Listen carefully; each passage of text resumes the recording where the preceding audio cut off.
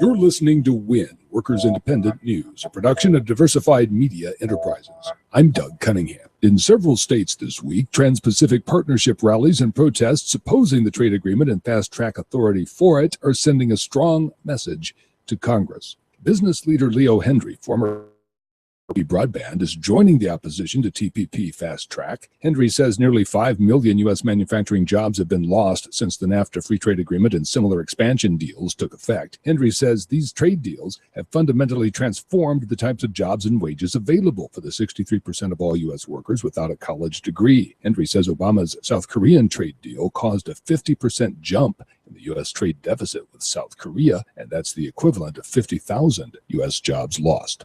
We had 2,000 people standing out in a blinding snowstorm, temperatures in the teens, but they came down to defend their rights, their honor, and their family, and they'll be back. And they have created a monster in the workforce that is being awoken, that will come back and that will defend their own honor in a way that many legislatures will be able to see and hear from it. West Virginia AFL-CIO President Kenny Perdue talking about a rally on Monday protesting anti-union bills in the state legislature. Republicans who swept control of West Virginia's state government are considering an anti-union right-to-work law and also changes to the prevailing wage law. Perdue says most West Virginia lawmakers really listen when it comes to public policy issues, and labor has the ear of many of them. We're getting everything in West Virginia that we've previously read about that's happening in so many other states, including right to work. And in right to work, which is a good buzzwords for a good sound that all it does is lower the economic value of everybody's lives. And that's what they want for us. And we're trying to hold them off every which way we can.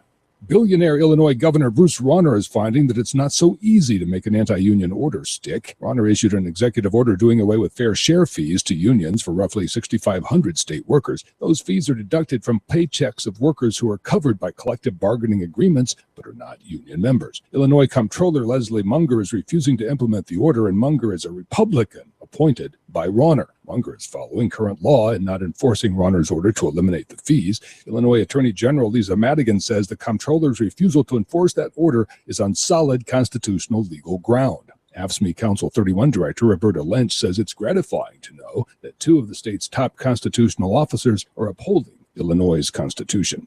This newscast made possible in part by the United Steelworkers and by the United Mine Workers of America. You've been listening to WIN, Workers Independent News. For more information, visit laborradio.org.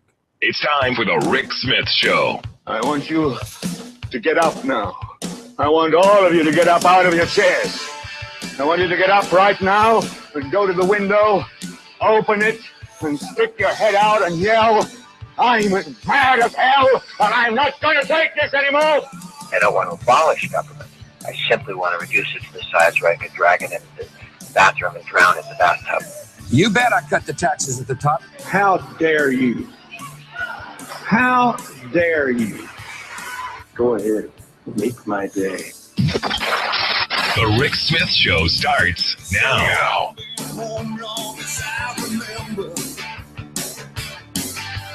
This town gonna be here long after I'm gone.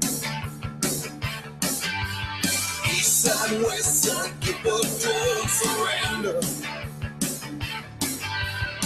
They've been down, but they still rock on. Oh, and this town is my town. All right, love or hate, it don't matter. I'm gonna stand and fight. This time is my time. She got her ups and downs, but love or hate, it don't matter. 'Cause this is my town. And welcome, brothers, sisters, working class heroes. This is the Rick Smith Show. Thanks for being here today on the big program. Lots of stuff going on. The big news right now. There has been an explosion out in Torrance, California, the ExxonMobil oil refinery. I'm not sure right at this very moment if this is one of the plants that the steelworkers are striking. Again, this is one of these moments you got to stop and think about, why are these workers on strike? Why is the steelworker union? Why have they taken this position now? Safety, safety, safety. This is the kind of stuff that they were talking about. This is the kind of stuff that we've been talking about on this program that could happen.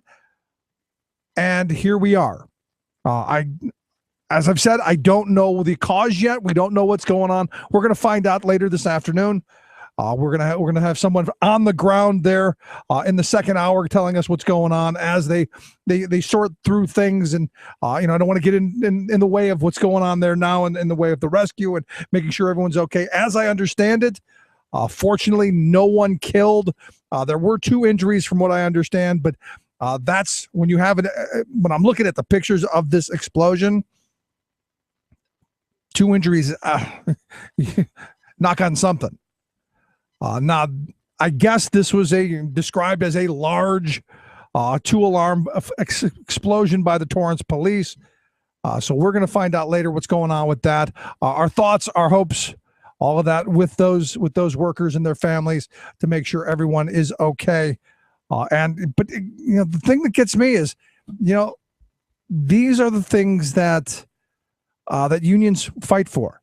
This is the reason that the steelworkers at this moment have said, you know what, we've gone too far. It's time to make a stand to make sure that our job sites are safe, that this kind of stuff doesn't happen. So it's going to be interesting to hear what's going on the ground there. And like I said, our thoughts, our hopes, and all of that with the folks there. Outside of that, lots of stuff to get to today. The SRC holding the meeting on more charter schools there in Philadelphia. Good, bad, I think horrible. We'll talk with Amy Rote about that. What's going on there? Also, our infrastructure crumbling. Just the other day we had the big the train derailment, explosion. We've seen all of these stories. Infrastructure. Upgrades, these are things that we need to be talking about. And why is it that we always have to wait for a crisis? Why is it that there always has to be something, an explosion, a bridge collapse, something that makes us go, oh, we should be doing this? Why is that? What does that say about us? It's frustrating on so many levels that we should just, as a matter of course, be investing in these things in a preventative fashion. I don't know. Anyway, the big news here in PA, evidently on Monday, the governor of Florida, I guess, is heading up towards Philadelphia, and he's coming for what the report is, he's not coming on a trade mission. He's coming to steal jobs. And I guess you could look at it a couple of different ways. He's coming to entice, or he's poaching, whichever way you want to look at it.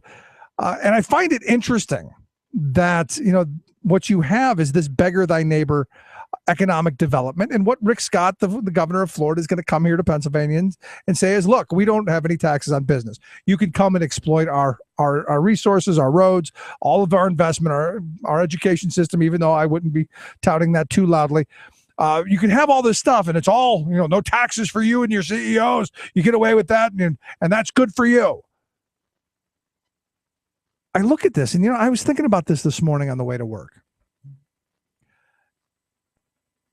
My grandparents' generation understood that there was a compact, that this pact that we had with businesses and the very wealthy was, they got to, use the infrastructure that our taxes built. They got to reap unimagined rewards. And in return, they had to be a decent community player. They had to make sure that, they paid a share of the education that they benefited from by having an educated workforce. They had to pay a share of roads and bridges, and they had to pay a share of, all of the infrastructure that goes into having an economy. And what's interesting to me is now you're seeing them running away from it, not just walking, running. And I look at someone like Rick Scott, who has this idea that business and the wealthy should pay nothing. All the taxes should be paid by the poorest people possible. or you just get no services, or there's nothing there. There's no education for your kids. There's public safety, even private police forces. Understand the world that conservatives want to take us to. It's a very scary world unless you're a very rich person that can hire your own police departments and your own fire departments and your own public service and do all of that stuff.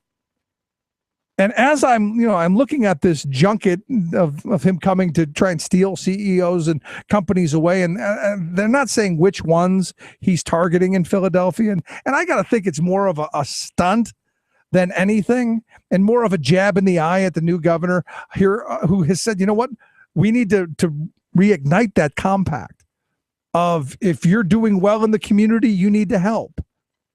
And what's happened is we've allowed the businesses, we've allowed the very wealthy really to run away from community, to run away from their responsibility.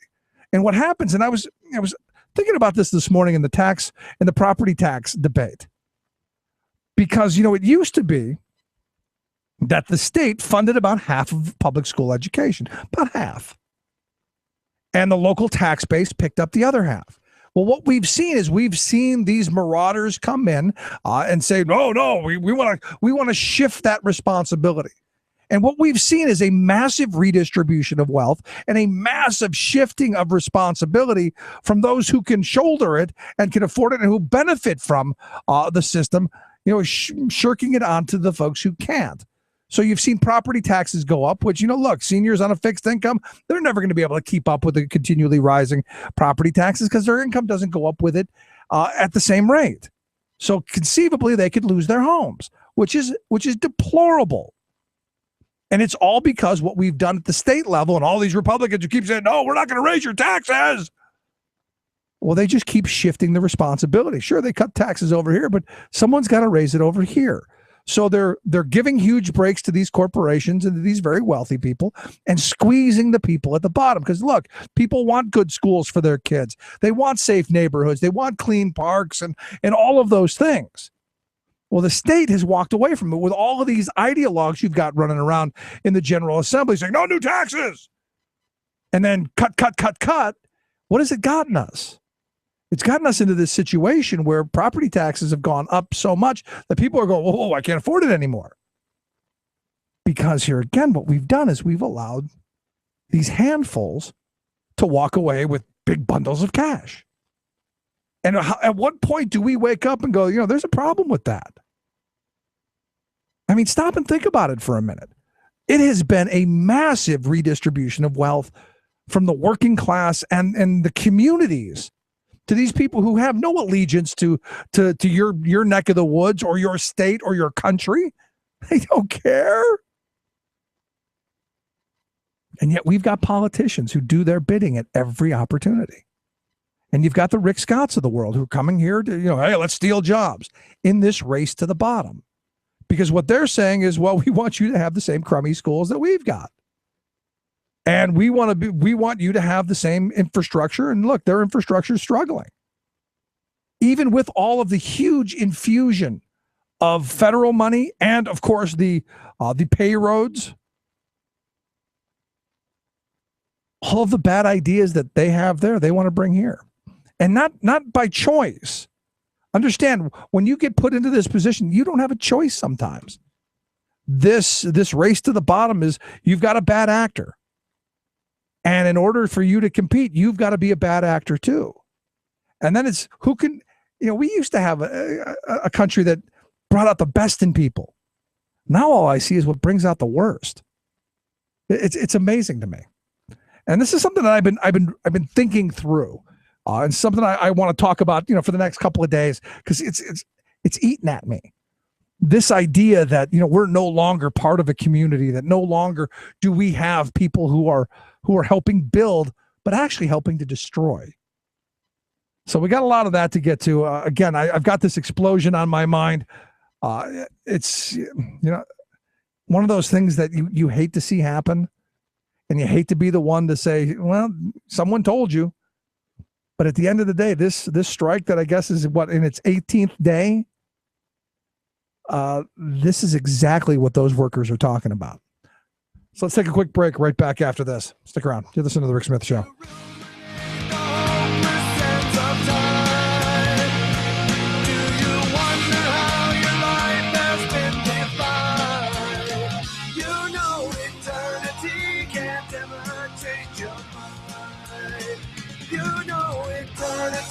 can't never change your mind. So think before you die. Whoa, think before you die. Not right wing, just right. The Rick Smith Show. I'm Rick Smith, and this is Labor History in 2.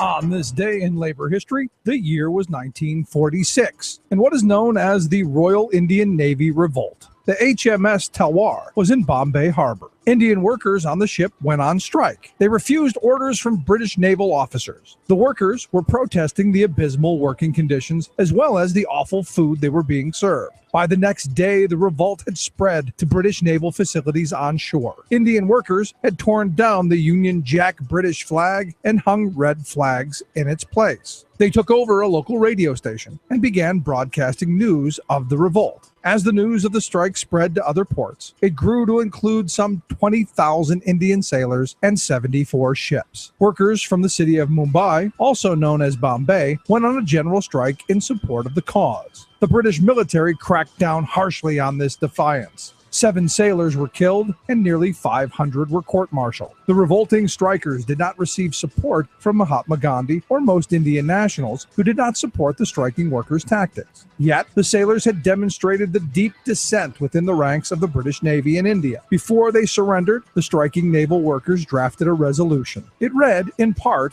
"Our uprising was an important historical event in the lives of our people. The coming generations, learning its lessons, shall accomplish what we have not been able to achieve. Long live the working masses, long live the revolution." Indian independence became a reality a year later in 1947. Recognition of the revolting heroes came in the 1970s as the strikers were honored by the Indian government. The Indian Navy named 2 ships after Madan Singh and B.C. Dutt. A memorial to the workers is also located in Mumbai.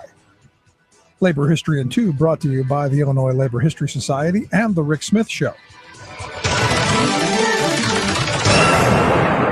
This is the Media Matters Minute. I'm John Kerr. Fox News pushed several myths about food stamps and the Supplemental Nutrition Assistance Program in under 5 minutes on Fox and Friends Sunday. Here are just 2 of the myths the networks pushed, and the facts. Guest star Parker falsely claimed that the collapse of traditional family life was responsible for the rise in children receiving SNAP benefits. The majority of people on food stamps today, 86%, are in single-headed households trying to raise children. But USDA statistics show that single-parent households actually only make up 26% of SNAP recipient households.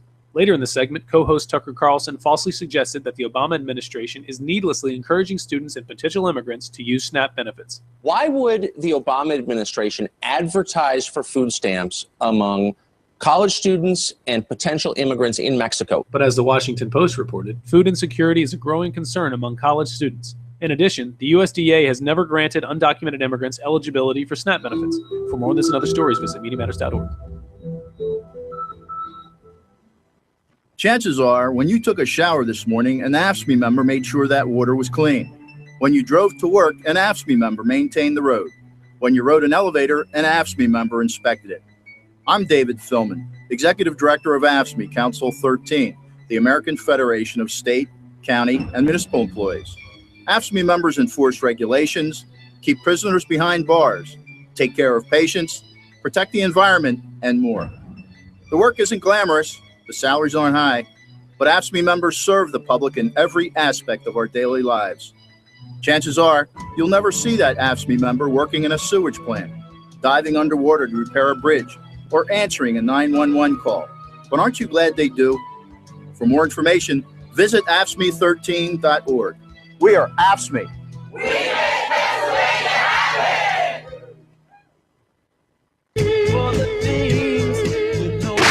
Standing tall against a multinational corporate agenda. The Rick Smith Show.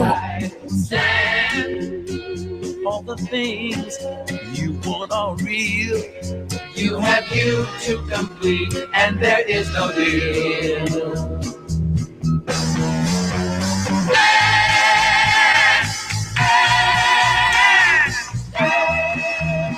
Welcome back to The Rick Smith Show. Check out the website, thericksmithshow.com. Questions, comments, something on your mind, you can email me, Rick, at thericksmithshow.com. So you kind of bring this, the conversation of this broken compact, to something very real. When we deregulated all the energy sectors and said, "Oh yeah, we're just, we have choice." Yes, we can deregulate all this stuff. We basically put ourselves in a really screwed up spot. And I look at Michigan right now. Evidently, the state of Michigan has ordered their electric company, the Consumers Energy Company, to issue a report because a 69-year-old Vietnam vet died of hypothermia. And why did he die of hypothermia? Because Consumer Energy shut off the gas in one of the coldest months of the year. Why? Well, evidently he owed about $700 in back bills. So they go and they shut him off. Yeah, there you go. Frustrating stuff. Anyway, as every Wednesday, we have our good friend, attorney Erwin Aronson on the program. Erwin, thanks for taking time for us. Good to be here, Rick. How are you? A little frustrated. I mean, you look at this, we've deregulated, we've put all of this stuff into the hands of the profiteers, and we end up with situations where somebody who went and fought for our country froze to death in his home because he didn't have the money to pay the electric, the heating bill. It's insane to me. Absolutely insane to me. Well, it should be insane to all of us. There was a time in this country when we had a compact. It was a social compact, but it was also a compact that assured businesses of a fair return on their investment as well. That was part of the social compact. That was where the notion of investor-owned and publicly regulated utilities came from. It's only been in the last, the more recent period, the last 10, 12, 15 years, when this idea of deregulation has taken root, and it's dog eat dog, but the dogs aren't eating one another, they're all eating us, and therein lies the rub. And deregulation needs to be parsed, unfortunately, because it's not exactly deregulation. One of the realities of the regulated utility industries, whether it was gas and electric or telephone, telecommunications, or even the railroads, which were also regulated entities, and trucking, which are regulated entities. Many of the investor-owned utilities, what we used to call the investor-owned utilities, the gas companies, the electric companies, the telephone companies, all of which had a monopoly in their service areas, had as a part of being a regulated utility a special exemption from coverage of the federal antitrust laws. They were allowed to be monopolies within their service areas to the exclusion of others and get a fair return on their investment in return for being regulated and not being able to apply only marketplace-based conditions on their customers, raising prices without approval, eliminating service without approval, etc. So the reality is that they are still significantly enough regulated that they retain their antitrust exemptions, and they retain some of what lawyers refer to as immunities from lawsuits, protections from being sued because of certain results of their conduct.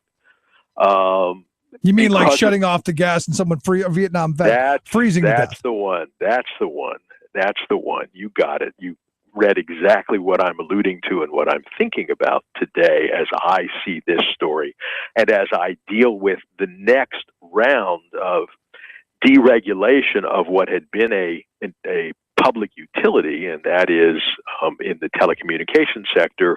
Verizon, of course, is the predominant, by anyone's definition, provider of wired telecommunications services in Pennsylvania, the traditional copper wired service, which is all that realistically is available in much of Pennsylvania between Pittsburgh and Philadelphia in the rural areas, just like we had to have rural electrification.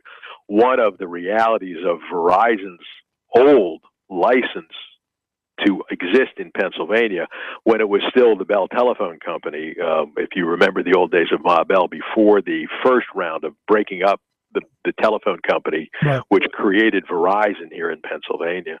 One of the conditions of its regulated existence, its statutorily, legally granted permissible monopoly status back through the 1980s into the early 1990s, was that they had to bring wired service to rural Pennsylvania.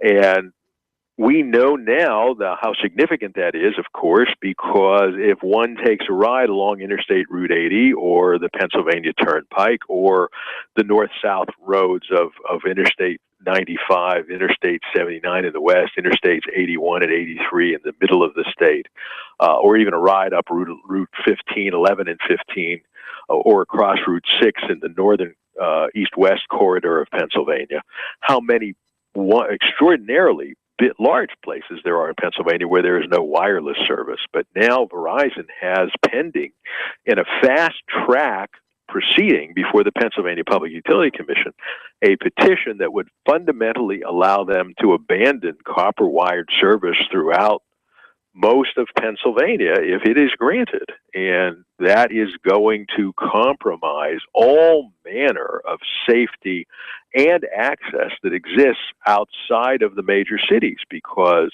when they replace that copper wired service that they'd prefer not to maintain with something they call VoiceLink, they do utilize the wiring inside the building, but they use a wireless facility outside of the building, in effect. And the result will be that the 911 services, the emergency access services, the first responder services, any number of other very important, particularly in the rural areas of Pennsylvania, services will be at best compromised with sketchy or unreliable service, and at worst, much worse than that. And this is all part of the broader based, we believe, Verizon plan to ultimately get out of the wired telephone business and convert everybody to Verizon Wireless and do away with the traditional telephone service upon which we rely, but which provides a safe, secure mechanism for first responders, for ambulance service, for a lifeline for the elderly, for access for rural Pennsylvania and suburban Pennsylvania as communities continue to get built. And it is also something that now we have learned is happening in poor communities where Verizon would prefer not to be involved in maintaining wired service coming into public housing facilities, and poor communities, low-income communities, and again, trying to convince people to switch, and doing it often in very cynical ways, like when somebody has a problem with their service, sending in a tech who is required by his or her employer to suggest that they can either convert to this non-wired service immediately or wait 3 days or 6 days until another kind of technician with different training and different tools can come out and repair the service in the traditional way. And so they're moving people away. And once people move away, migrate away by encouragement or choice from the wired service, they can't demand to get it back again. Verizon, of course, is the provider as a matter of law because of the remaining regulatory effect of telecommunications as a last resort throughout all of Pennsylvania. But once they convince people to make a choice that may not be fully explained or the import of it fully revealed, they don't have to switch back. And it has all kinds of other meanings. If somebody in a household happens to be in the criminal justice system and wearing an ankle bracelet, we don't have the capacity to monitor that person. And I shudder to think of what happens in a neighborhood or a community where there is a somebody that is on the child criminal list, the watch list, sure. The criminal watch list, the pedophile list. Is released with an ankle bracelet, and we can't adequately monitor that person because the household has been switched from wired service to this voice choice kind of thing. Yeah, but what gets me is, then once you make that choice, you have made that choice for that household for eternity. I mean, evidently, well, you not only have made it. You've not only made it for that household, you've made it for every successive resident of that household, so that you've made the choice for the property, for the building. That's the point. And it's not just for that household in its current family composition, but when that house gets sold or rented to the next family, it applies to them as well. And that means that if there's a senior, or there's somebody with MS, or there is somebody that is wheelchair bound, or somebody who is in any compromised health position, they are compelled to utilize less than reliable service. And it's a one-way street. Doesn't ever go back. Doesn't ever go back. And the question I have is, how does this stuff get rammed through? I mean, because I've brought this topic up to my wife a couple of times and some other friends, and people are going, no, that can't happen. You got to have the wire that comes into the house. Everyone thinks that it's already the law. It can't change. How does this happen? Well, it happens because when the concept of deregulation and Title 30 of the Public Utility Code was ultimately adopted by the General Assembly, it was wishy-washy and real loose. The one specific thing that utilities got in was a requirement on deregulatory types of petitions before the Public Utility Commission. The Commission must act within 150 days of the petition being filed, or the petition is deemed to have been granted.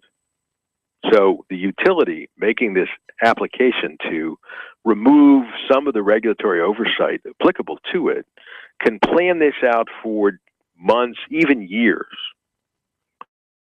strategy in place. But as soon as they file that first document, the rest of us have 150 days in which to research, analyze, determine the financial impact, determine the social impact, determine the regional impact, determine the geography of the impact, and put forward witnesses, and put forward a case, and file briefs, and the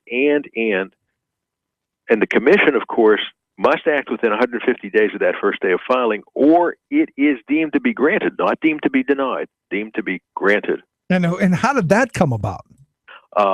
Very effective, expensive lobbying by the electric industry, the gas industry, and the telecommunications industry. And gas and electric have been significantly deregulated, but remember, we still have, for the gas line coming into our homes, a designated transmission company that is responsible. And for the electricity, we have a designated transmission company that's responsible, whether it's TP&L in the middle of the state, or Med-Ed in another part of the state, or its successor now, or Duquesne Light in the western part of the state, or Philadelphia Electric in the eastern part of the state. No matter where one purchases his or her electricity from, or gas from, the local company that owns the transmission lines has a responsibility. There's no corollary for that in the telephone and telecommunications industry. And, as soon as one chooses to switch from Verizon to UMA or Comcast or Vonage or any one of these other alternative providers, as soon as that happens, there's no return, because the provider becomes the direct link to the end user. And once that happens, there's no turning back. It's not as if there is a meaningful provider of last resort, because the last resort has already been waived and has left the building. If they've left the building, and Verizon is probably less than 10 days away from getting an order from the Public Utility Commission regarding its request to expand the deregulatory impact of its already significantly deregulated status. So to me, that means services, forget that. And the innovation, we've been told, not so much. Now you're stuck with these crummy wireless, basically, setups. And I got to, like, as you pointed out, you go in a lot of parts of this state, there's nothing. Well, it's not only that, but the suggestion is that those of us who oppose this are somehow standing in the way of technology. But we're not standing in the way of technology, but the copper wired service is technologically superior in every way to the product that is being foisted upon people as a putative alternative. And there's no return, of course. So all of the things, the first responder stuff that I've spoken of, the monitoring of people in the criminal justice system of which I have spoken, all of that evaporates with this almost wireless service that they use as an alternative. And it's very, very scary for all of us. And mind you as well that it had been until a few years ago, Verizon building out an alternative, a fiber optic system. Yeah, but Fios. That Fios has not been built out in rural Pennsylvania, and they are not building out any more Fios systems. They exist in Philadelphia, where there's a high population density, but they haven't brought it to, for example, Middle Paxton Township in Pennsylvania, just outside of Harrisburg, and they haven't really brought it into much of the city of Harrisburg. They haven't brought it into Erie or Scranton or Wilkes-Barre or Pittston. They haven't brought it to much of the Lehigh Valley, and they haven't brought it to much of southwestern Pennsylvania outside of some densely populated areas in the city of Pittsburgh. And they have brought that to a grinding halt. There's no more Fios being built out. You can go online and ask when Fios is coming to your neighborhood, and hold your breath. And be on a list, and they'll let you know. Well, I've been on that list for 5+ years, and I've never gotten an email or a phone call or a carrier pigeon message or even a smoke signal telling me that I should anticipate Fios in my neighborhood anytime soon, because it's not coming. Insane. It's not coming. So let me ask you, in these last 10 days, is there anything we can do to stop this, or is this an assured done deal? Well, it is assured that the commission has to act by February 28th, I believe, the Public Utility Commission. And if they happen not to act by then, of course, the entirety of the petition is granted as a matter of law. There are two aspects to the petition, as I understand it. One is substantive, seeking to remove some of the regulatory requirement that currently exists with respect to Verizon on providing wired service, particularly in lesser populated areas. But the other is that they are also seeking to basically get a waiver of existing regulations and procedures before the Public Utility Commission. And, they have, on that score, they have basically not argued anything. So there could be a horse race on the substantive merits that I've described about the deregulation aspect of this, where the commission has an honest disagreement with those of us who are thinking about this in terms of what impact it has on consumers. But and ultimately, people who are impacted by it will have the right to appeal this decision, however it comes out, of the Public Utility Commission to the Commonwealth Court. But then there is the other aspect of things, which has to do with the procedural things, and basically. As I read the filings, Verizon has said with respect to the procedural aspects of things, their request to waive certain regulatory requirements, that they basically have not put forth any argument. And if the commission grants that, then somebody's going to have to go to Commonwealth Court regarding that as well and make some appropriate demands that the court, at least with respect to that aspect of things, enter into a stay pending a further appeal. So there's a lot to be done, and it may end up having to be done in a courtroom, but it also may have to be done in the legislature, where we need to have the General Assembly take a look at things and make a determination as to whether the Public Utility Commission has exceeded its authority and moved into what would classically be a legislative arena and allow the legislature to act to stuff this genie back in the bottle, so to speak. So there are a couple of places where this is going to be happening, assuming the commission rules one way or another by the time the 150th day gets to us.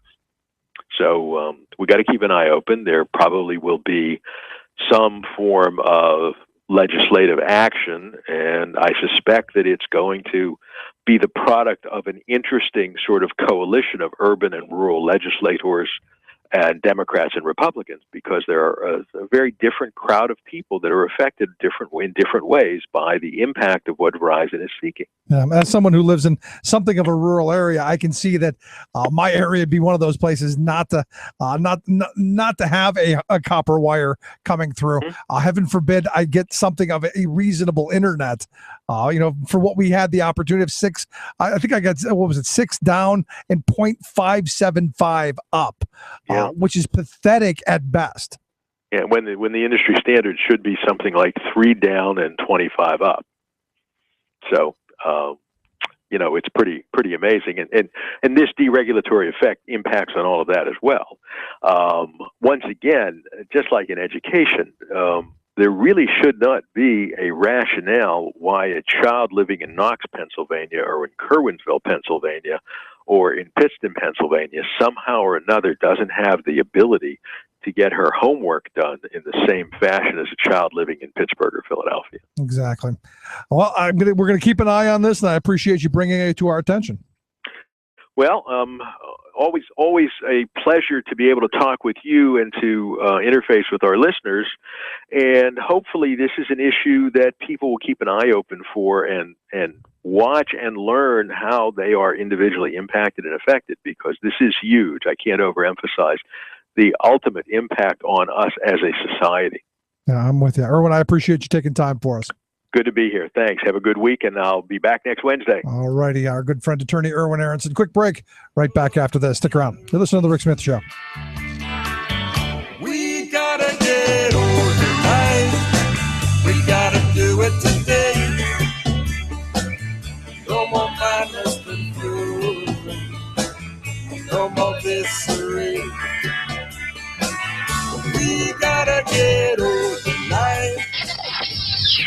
You're listening to The Rick Smith Show. The train cars are still on fire. Another day, another oil train explosion. Make that 2 of them. This has been the 4th storm in as many weeks. Every aspect of life here has been affected. Schizophrenic extreme weather across the U.S. With climate change, many of these types of droughts will likely last for 20, 30, sometimes even 40 years. Yes, mega droughts are coming. Plus, this just in, Ohio bans local fracking bans. All of those fracking stories and more straight ahead.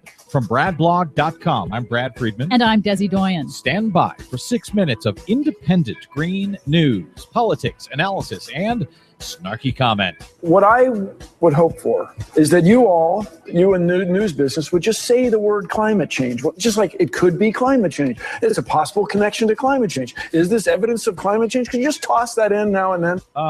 No. This is your Green News Report.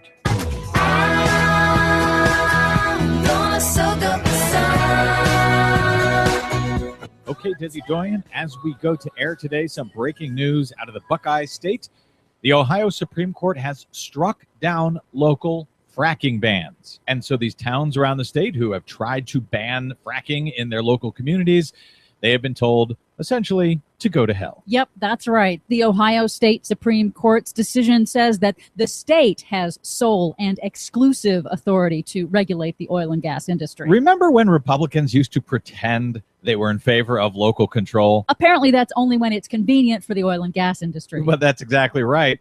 In fact, the dissenters on the Ohio Supreme Court wrote, the Ohio General Assembly has created a zookeeper to feed the elephant in the living room. What the drilling industry has bought and paid for in campaign contributions, they shall receive. They went on to write, the oil and gas industry has gotten its way and local control of drilling location decisions has been unceremoniously taken away from the citizens of Ohio. Ooh, meow. In the meantime, as we go to air, the fires continue in poor West Virginia. Yep, another day, another oil train explosion. And it shot up a mushroom cloud about as high as those plume is now, like that. Yep, it sounded like a jet engine in West Virginia when the sky filled with fire after an oil train carrying Bakken shale crude oil from North Dakota derailed and exploded Monday afternoon in Fayette County. 8 to 14 tank cars exploded, destroying at least one house, spilling an unknown amount of crude oil into the Kanawha River, which in turn forced the shutdown of water treatment plant intakes downriver. This is another one of these bomb trains. It's dozens and dozens of these cars, this Bakken shale, which is highly explosive, and this one in the middle of the snowstorm out there that officials can't even get to the train. This one looks like it's going to keep exploding, one car after another. Just after 11:30 p.m. last night, another tanker did explode. So we are estimating about 8 to 9 tankers actually on fire and exploded there. And it has been burning all night and since yesterday afternoon. It's important to note that the tanker cars that exploded in West Virginia were the newer ones with new safety upgrades that were adopted by the industry 4 years ago. The Department of Transportation is working on new safety standards, but those are still years away. But wait, there's more. Another oil train derailed and exploded in a remote area of northern Ontario, Canada on Sunday. At least 15 cars derailed, spilling an as yet unknown amount of oil. So don't transport it by train. Don't transport it by pipeline, because 5 of those ruptured last month alone in this country. Did I mention we should be moving to solar and wind and stuff like that doesn't explode? Meanwhile, the extreme weather events just keep on coming. A persistent, weird jet stream pattern has bisected the United States with schizophrenic weather, heat waves in the west, record snow, and sub-zero temperatures in the east. Temperatures are 40 to 50 degrees below average from Michigan to Massachusetts. Florida is facing freezing temperatures. Boston just had its snowiest month on record, and the month's not over yet. Meanwhile, San Francisco hit 81 degrees on Monday. LA was pushing 90. And I love these right-wingers who are pointing to Boston and all the snow and saying, that proves there's no global warming. Yep, climate scientists have warned for decades that global warming will increase the frequency and the intensity of extreme weather events. Finally, California is entering its 4th year of historic record drought, but a new NASA study predicts that far worse mega droughts that can last for decades are coming to the American Southwest and the Midwest in coming years. Here's NASA scientist Ben Cook. With climate change, many of these types of droughts will likely last for 20, 30, sometimes even 40 years. These droughts really represent events that nobody in the history of the United States has ever had to deal with. Now, there's an 80% chance of these mega droughts, but there's good news. If we act aggressively to cut greenhouse gas emissions worldwide, the study finds that the risk of a 40-year drought drops to only 60%. That's still bad news for Las Vegas. Whatever, Des. You didn't hear that it was snowing in Boston? For much more on all of our stories and the ones we couldn't get to today, please check out our website at greennews.bradblog.com. Please consider a donation while you're there to help the Green News Report stay on your public airwaves. Find us and follow us on the Facebook and the Twitters at Green News Report. From bradblog.com, I'm Brad Friedman. And I'm Desi Doyen. And this has been your Green News Report. Viva Las Vegas!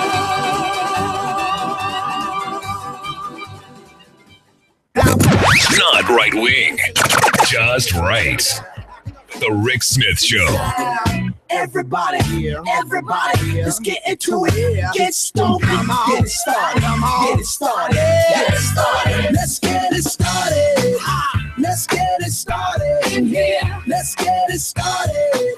Welcome back to the Rick Smith Show.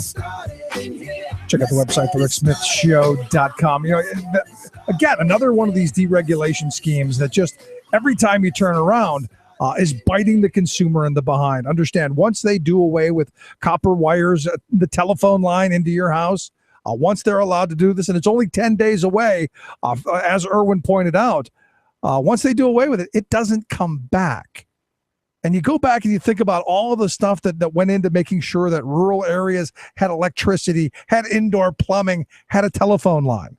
And now you've got Verizon looking to undo that and not guarantee that every home has access to a copper line, a telephone line. And then what do we get? We get these crummy cell networks that maybe it works, maybe it doesn't. What happens if it's cloudy out that day and you need to call 911? There's a serious problem. And I got to be honest, there's yet to be a deregulation scheme that has worked the way they said it was going to work. It's always bitten consumers in the backside. It is that simple. Anyway, today at the Capitol, a big press conference on better choices, on tax fairness.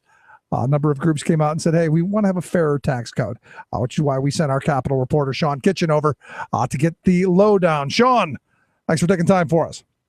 Thanks, Rick. Nice talking to you again. So tax fairness, who could be against tax fairness? Well, those who didn't get taxed over the past 4 years and got really good tax cuts under Governor Corbett. The Pennsylvania Business Association has come out today against what they had to propose. John Moisek was reporting on that, and then they want to go after closed stuff that was there for them during Corbett's tenure. So the Delaware loophole was brought up again, taxing the Marcellus Shale was up again, and some other things, like there was a bank tax that happened, tax cut, where they cut the taxes for banks by 30% in 2013, 2012. And that was brought up. Really? The banks got a tax cut too, even though they're the ones who crashed our economy. We're cutting the well, I guess it's our money we gave them that they're using to. Maybe I can understand it. But here's the thing: we can afford this in Pennsylvania, right? Our GDP is $650 billion a year, and if you compare it to some countries in the world, that's more than Switzerland, Iran, Sweden, Norway, Poland, and some other groups. So, I mean, we can afford this. We're the 23rd largest economy in the world. But you know what? We're broke, Sean. There's no money. We can't put kids in classrooms. We need those tax cuts because Rick Scott's coming to Philadelphia. He's going to steal all the jobs. Yeah, it's a Republican math. When you cut $1 billion or $2 billion, you have a $2 billion budget deficit, which is what Governor Wolf is actually facing. And that was the point of today's press conference. They want to try off some alternatives for Wolf to look at, or for the Democrats to look at and keep on going after this. If you look at the total sum of taxes people pay, the poorest 20% paid 12% of their total income in taxes, while the top 1% pay 4% in taxes. And some of the legislation that Republicans are introducing is getting rid of property taxes and putting on sales tax, which is another reform of regressive tax rate. And the more we do this and understand where conservative world will take us, this idea that every time you want to do something, we're going to make you reach into your pocket. Every time you want to set I remember at a time when I was a kid, Sean, you go to the local swimming pool, it was free because it was part of what our tax structure did. We wanted things for kids to do. Now you go to the swimming pool, blood, please. Your firstborn, please. I mean, it's outrageous. And it, as you pointed out, it disproportionately affects those at the bottom or the middle of the economic ladder. Yeah, and a couple of things that I was able to ask a couple questions there today. And one of the issues that was brought up is that the Republicans are actually trying to go after getting rid of food exemption. They want sales tax on food. Correct. Which is an extremely regressive tax. And they want, on top of that, they want to get rid of property taxes and pin that on the sales tax. So I asked them how much compared to the rich and the poor. The bottom 20% would pay an extra 5% in taxes when it comes to the sales tax.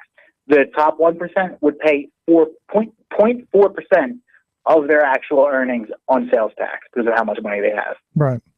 And so this is one of those things I think you have to really explain though to folks though, Sean, because because it sounds about right. Oh, well, you should pay for what you use and what you get. I'm of the mindset that we should be doing away with sales taxes and going to strictly a progressive income tax, because I think that's the best way of bringing revenue in. It is, but unfortunately in Pennsylvania we can't do that with a progressive income tax because of the state constitution. Yeah. Governor Wolf is trying to work on that and but no one's seen that tax plan yet. But he's been working on that, but it's a 3% flat tax across the board, which even it's still pretty low when you have people making over $450,000 paying the same amount in taxes as those making under $20,000. But I'm told that the flat tax is the best way to go, Sean. I'm told that's the wonderful thing. There was a billionaire running around not too long ago touting the idea that it would be fabulous for him. Well, yeah, he'd probably get a tax cut. It's that simple. And he would. And that's the whole point of this argument for flat tax, for all of these schemes. And what's interesting to me, though, Sean, is, all of these schemes seem to benefit a handful of people, the Chamber of Commerce, the very well-to-do, and the people who are almost voiceless, the working poor and the working people of this Commonwealth and this country seem to be the ones getting the shaft. Yeah, and today, I was reading on some of the reports from other media outlets about today's things.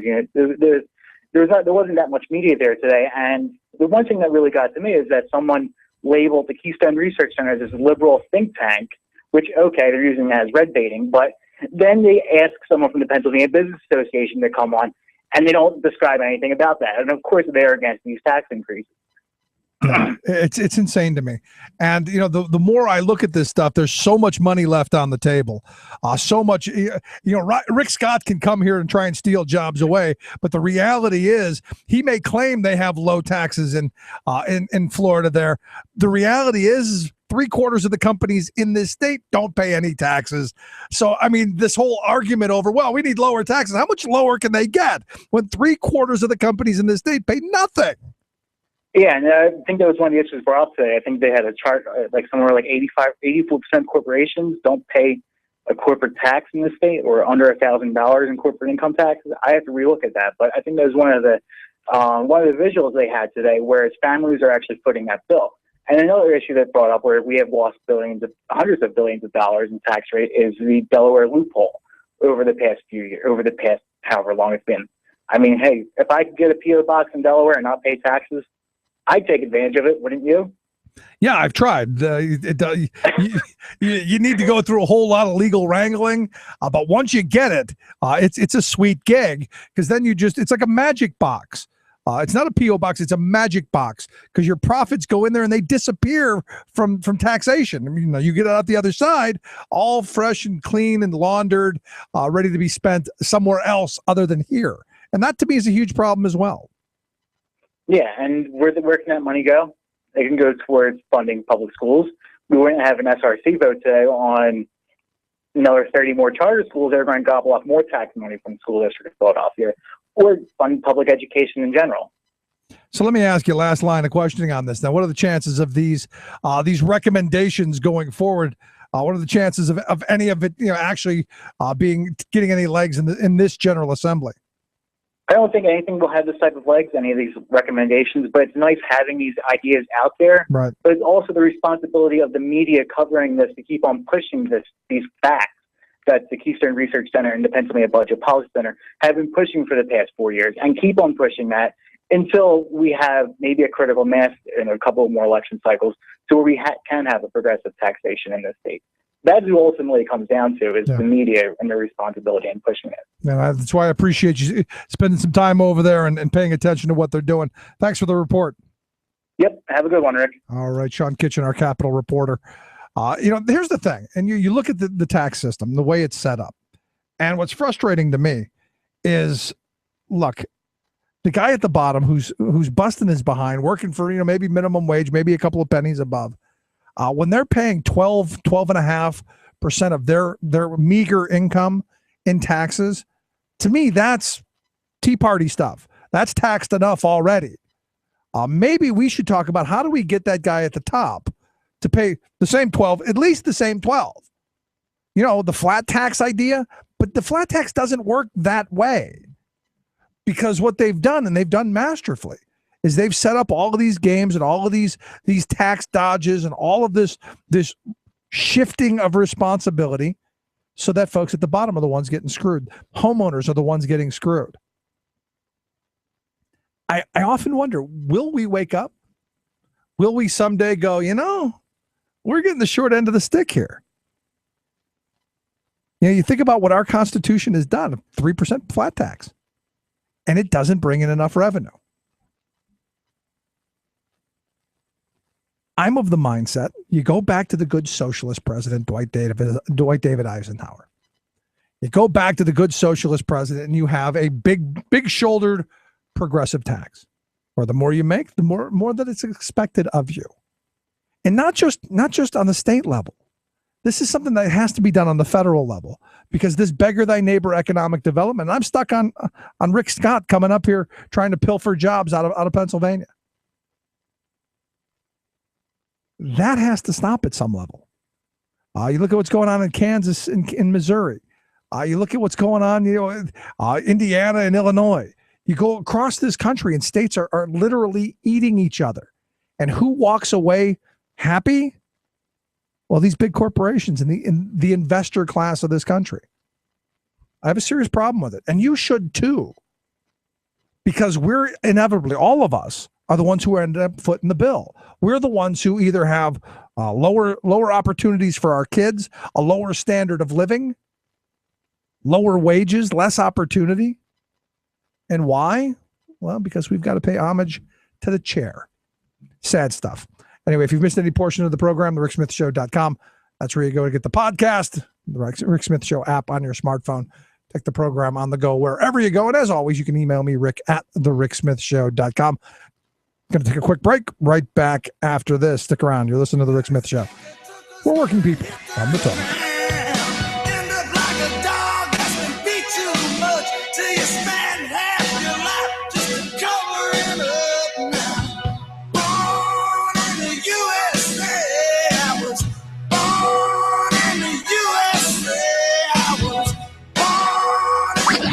The Rick Smith Show, changing America for the better. You're listening to The Rick Smith Show. For more information, go to thericksmithshow.com. If you've missed any portion of the program, you can download the podcast at thericksmithshow.com. You're listening to WIN, Workers Independent News, a production of Diversified Media Enterprises. I'm Doug Cunningham. In several states this week, Trans-Pacific Partnership rallies and protests opposing the trade agreement and fast-track authority for it are sending a strong message to Congress. Business leader Leo Hendry, former president of AT&T Broadband, is joining the opposition to TPP Fast Track. Hendry says nearly 5 million U.S. manufacturing jobs have been lost since the NAFTA free trade agreement and similar expansion deals took effect. Hendry says these trade deals have fundamentally transformed the types of jobs and wages available for the 63% of all U.S. workers without a college degree. Hendry says Obama's South Korean trade deal caused a 50% jump in the U.S. trade deficit with South Korea, and that's the equivalent of 50,000 U.S. jobs lost.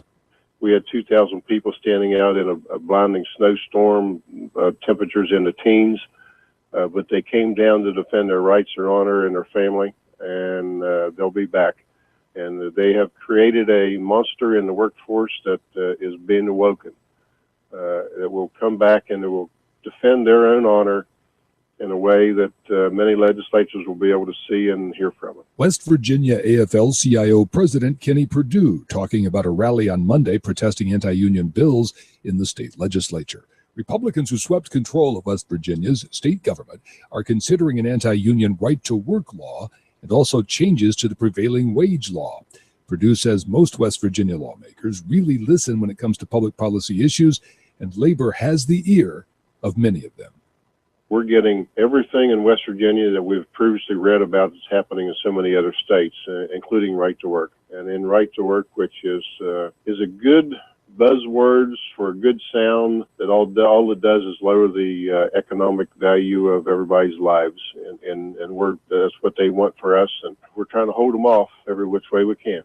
Billionaire Illinois Governor Bruce Rauner is finding that it's not so easy to make an anti-union order stick. Rauner issued an executive order doing away with fair share fees to unions for roughly 6,500 state workers. Those fees are deducted from paychecks of workers who are covered by collective bargaining agreements but are not union members. Illinois Comptroller Leslie Munger is refusing to implement the order, and Munger is a Republican appointed by Rauner. Munger is following current law and not enforcing Rauner's order to eliminate the fees. Illinois Attorney General Lisa Madigan says the comptroller's refusal to enforce that order is on solid constitutional legal ground. AFSCME Council 31 Director Roberta Lynch says it's gratifying to know that two of the state's top constitutional officers are upholding Illinois' Constitution. This newscast made possible in part by the United Steelworkers and by the United Mine Workers of America. You've been listening to WIN, Workers Independent News. For more information, visit laborradio.org. Rebuilding America. The Rick Smith Show. The walls came down. They'd all been won. But the walls came down. I don't think there are any Russians. But there ain't no Yanks. Just corporate criminals.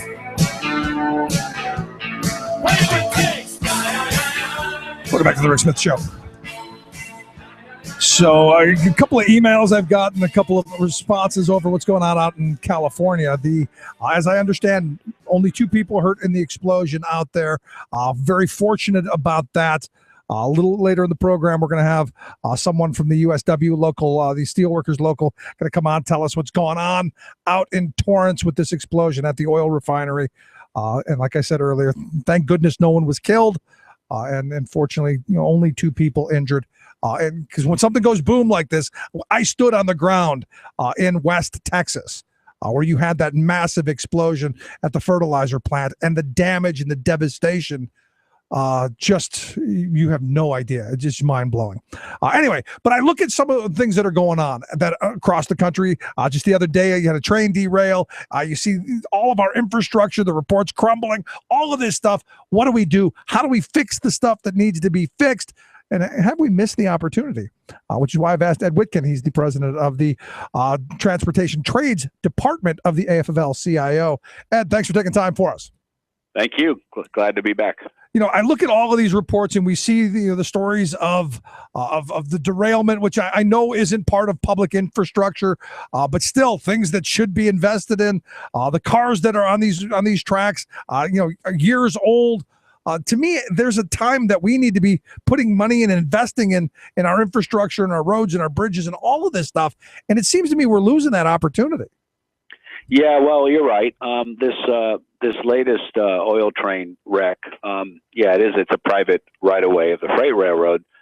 But obviously, there are a number of rail safety issues that the big freight railroads could address that would help, if not eliminate, certainly avoid as many of these types of accidents that are occurring. And they have to do with the way you staff your workforce. They have to do with the way you govern their scheduling. There's all sorts of things that are going on.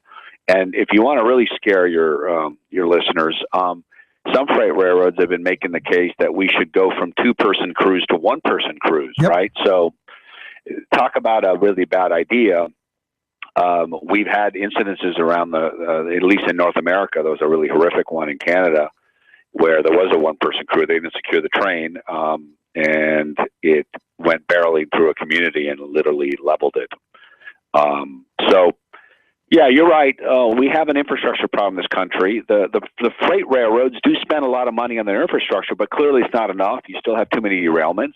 You still have some equipment that isn't up to spec. So yeah, there's a lot to get done, and it's not getting done. There's no doubt about it. And here's what bothers me. We've got so much political dysfunction in Washington, D.C., in places like Harrisburg and all across the country that, while I've been screaming for years that we need to be borrowing money now while the interest rates are still very low to be doing this stuff, I fear that the window is quickly closing as you just see reports of the Fed talking about raising rates.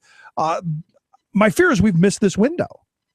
Well, we're on our way to missing the window. I've spent I've visited many times with you on the air to discuss these issues, and our infrastructure deficit is in the hundreds of billions of dollars, actually into the trillions. We have 70,000 plus bridges that need to be repaired or replaced, and that's not getting done. We have transit systems that are being strangled to death with lousy budgets and aging systems. And then, we have a rail infrastructure that is really a problem. And here's where the connection is, and I think this is important for people that care about this issue, is other than on the Northeast Corridor where the Amtrak runs its own right-of-way between D.C. and Boston, in the rest of the country, they use freight railroad rights-of-way. So if you think about the infrastructure needs, and when you see freight rail derailments in different parts of the country, that's the same track that Amtrak uses in many parts of the country. So it's not just about freight trains and whether the infrastructure is adequate for them, because as you know, their speed is it's much lower, right, although their weight is much higher. But yeah, you've got passenger trains barreling through that right away, and we need to spend the money to make sure it's safe. Yeah, I mean, the problem that bothers me is you look at all of this deregulation that's going on, and all the things that have happened in the past where we've said to these companies, now you can be responsible for it, and we know you will, and it's just they're not keeping up. Well, yeah, and that is a problem, and it's also because we have it asked backwards. We shouldn't really have a rail network that works the way it does. Thank you. It was a bad idea from the beginning. We should have way more dedicated rights-of-way for passenger rail. That would put tens of thousands of construction workers to work. It would also separate freight railroads, by the way, who are themselves huge engines for middle-class creation, job creation. The freight rail jobs are quite good in this country, but they actually have their own growth potential stymied by by the fact that we have this shared right-of-way problem. So the truth is that it's a win-win.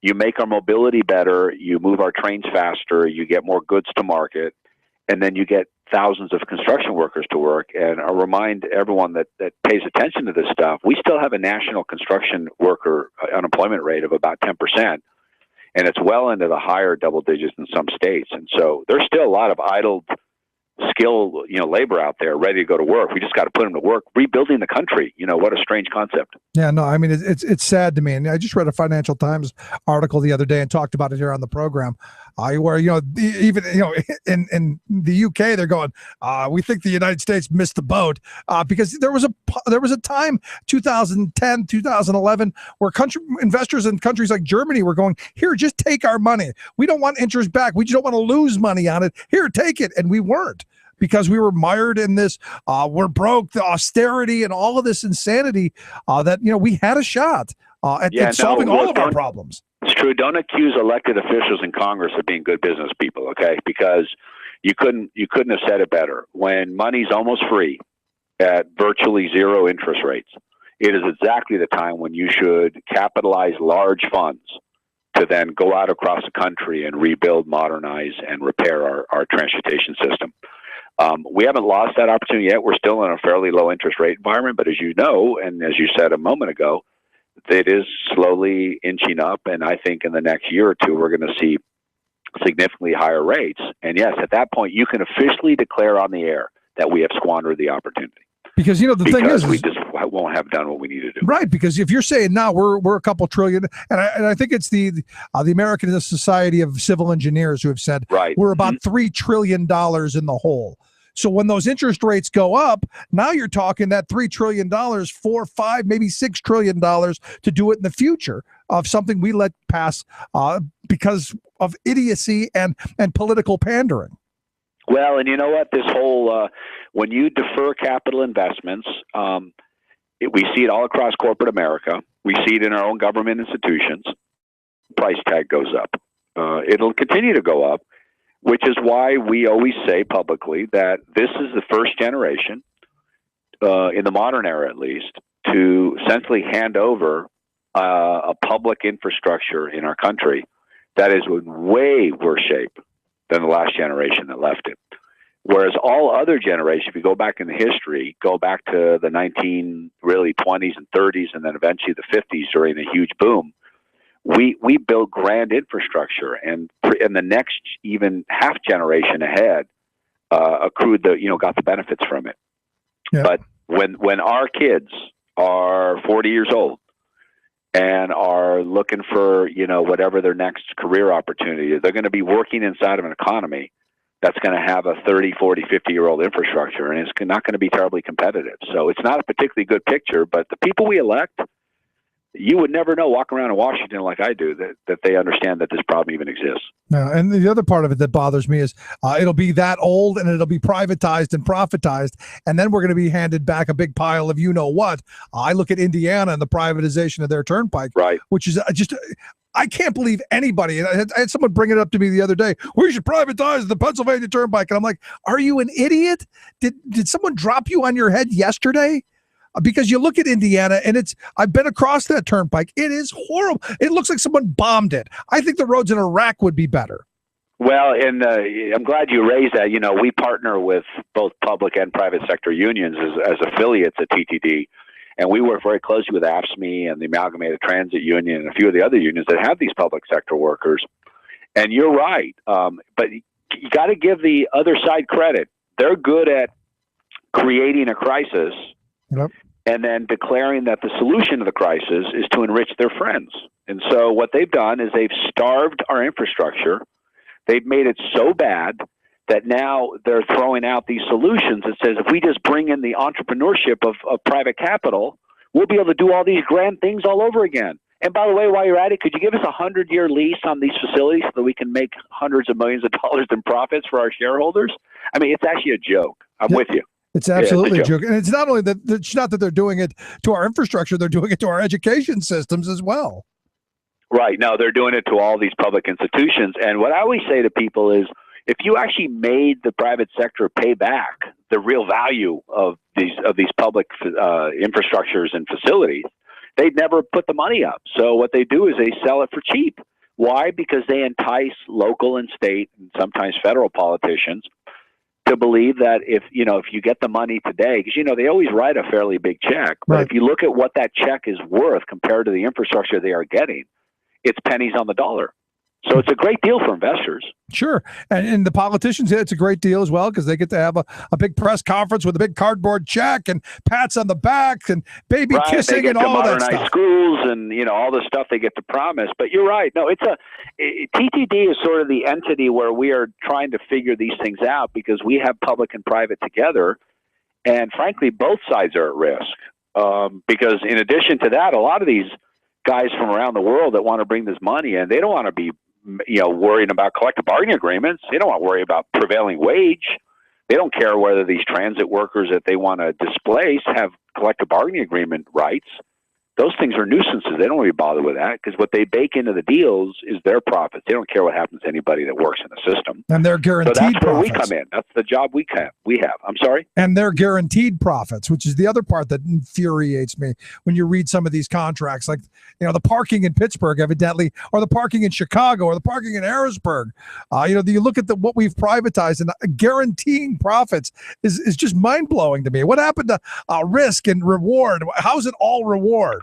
I agree with you. I'll tell you one of the most sinister things attempted in Congress in the last few years was there was a provision they tried to tuck away. Republicans did in a bill in the House that would have forced Amtrak to contract out about 2,000 of its frontline employees that do food service and other jobs. And in the provision tucked away, because we actually read every bill. We don't just believe what people tell us is in it.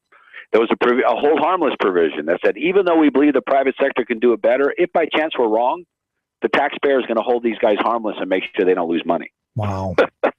Kid you not, man. You can't make this stuff up. No, this is going on all over Capitol Hill. I absolutely believe it. It's going on in every state across the country as well as we move from what was once ours, we the people's, to what's now theirs, of and for the profit. And it's insane to me. So let me ask you, last line of questioning: How do we change this? Because you talk to average people on the street, they want good roads, they want good schools, they want public. I know people who want public transportation. How do we get this stuff? Well, it's an entire show just for itself. So what we're seeing now is a slight thaw because we're actually generating a ton of pressure on the politicians because people really don't like long commutes. They don't like overcrowded buses and trains. They're sick and tired of airport lines that can't manage, capacity. And so because of all that, we're actually starting to see a little bit of a thaw. We actually had a few Republicans come out in favor of a gas tax increase. Now, that may not sound really appealing to an average listener, but if we had a chance to talk to all your listeners, here's what we'd say. That without a gas tax increase, none of this is going to get done, because we're basically running a 2015 transportation system on a 1993 budget, which is the last time we increase a gas tax. The reason I say all that is we're starting to see a little bit of a thaw in Washington with people who are now saying they're open-minded to finding new revenue to pay for this stuff, because you're not paying for this with fairy dust, Rick. This is going to have to be paid for with real money, not just speeches and fairy dust. Right. No, I mean, in a gas tax, I mean, that's for those who believe in it, usury and the people who use the road, you pay for it. That makes perfect sense. It does. And also mass transit gets a large share of that account with money that's allocated inside of it for public transit systems. And so without increasing that funding, there's a reason why transit all over Pennsylvania and across the country is literally being strangled to death by low budgets and high demand. It's a bad combo, right? When you have high demand, you need high budgets to help pay for the cost of the system. So, yeah, how we get there, I don't know yet. We've tried a lot of different tactics. I do believe in the end, it's what you always say on the air, and it's why I love you and your show, which is it is about the people. It's about what they want. It's about them telling the politicians we're tired of you going to Washington and doing nothing. And I think that's really what's at stake here, is trying to elect people to actually go to Washington and get things done instead of making speeches and getting nothing done. Now I'm hoping that time comes very soon. Although I gotta say, with almost $1 billion in the next election promised by the Koch brothers, I fear nothing good comes of that. No, and they are, we keep saying they're trying to buy our democracy, and I think they're slowly but surely doing it. I guess not. Some of us who've been around longer didn't know it was for sale, but it clearly is. Yeah, I mean, my grandfather's and they're trying to buy it. Yeah. My grandfather's generation would have been viscerally repulsed by the fact that they come out with that kind of money. Because the old man always told me, if a guy's going to take a rich guy's going to take a buck out of his pocket to tell you don't need something, you better spend $2 to get it. And that was just his mentality. And I'm hoping we return to some bit of common sense like that. Anyway, we need to get more people to listen to you. You make a lot of sense. There you go. Ed, always great talking with you. I appreciate you taking time for us. Anytime. Thank you. Ed Whitkin, president of the Transportation Trades Department, AFL-CIO, TDT.org, the website. We've got a link at thericksmithshow.com. Just click on Ed Whitkin's name. Take you right there. Quick break. Right back after the Rick Smith Show. We're working people. Come to talk. We're on the road to nowhere.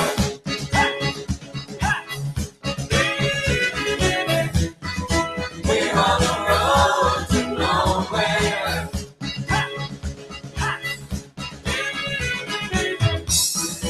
We're on the road to nowhere. Bringing sanity and rational thought back to America. Rick Smith. I'm Rick Smith, and this is Labor History in 2. On this day in labor history, the year was 1946, in what is known as the Royal Indian Navy Revolt. The HMS Talwar was in Bombay Harbor. Indian workers on the ship went on strike. They refused orders from British naval officers. The workers were protesting the abysmal working conditions as well as the awful food they were being served. By the next day, the revolt had spread to British naval facilities on shore. Indian workers had torn down the Union Jack British flag and hung red flags in its place. They took over a local radio station and began broadcasting news of the revolt. As the news of the strike spread to other ports, it grew to include some 20,000 Indian sailors and 74 ships. Workers from the city of Mumbai, also known as Bombay, went on a general strike in support of the cause. The British military cracked down harshly on this defiance. 7 sailors were killed and nearly 500 were court-martialed. The revolting strikers did not receive support from Mahatma Gandhi or most Indian nationals who did not support the striking workers' tactics. Yet, the sailors had demonstrated the deep dissent within the ranks of the British Navy in India. Before they surrendered, the striking naval workers drafted a resolution. It read, in part, "Our uprising was an important historical event in the lives of our people. The coming generations, learning its lessons, shall accomplish what we have not been able to achieve. Long live the working masses, long live the revolution." Indian independence became a reality a year later in 1947. Recognition of the revolting heroes came in the 1970s, as the strikers were honored by the Indian government. The Indian Navy named 2 ships after Madan Singh and B.C. Dutt. A memorial to the workers is also located in Mumbai. Labor History in 2 brought to you by the Illinois Labor History Society and The Rick Smith Show. Tales of American Political History with Clinton Porter Hackney. We've been discussing the story of Jack Daniel and how he and his family took a whiskey business to the top.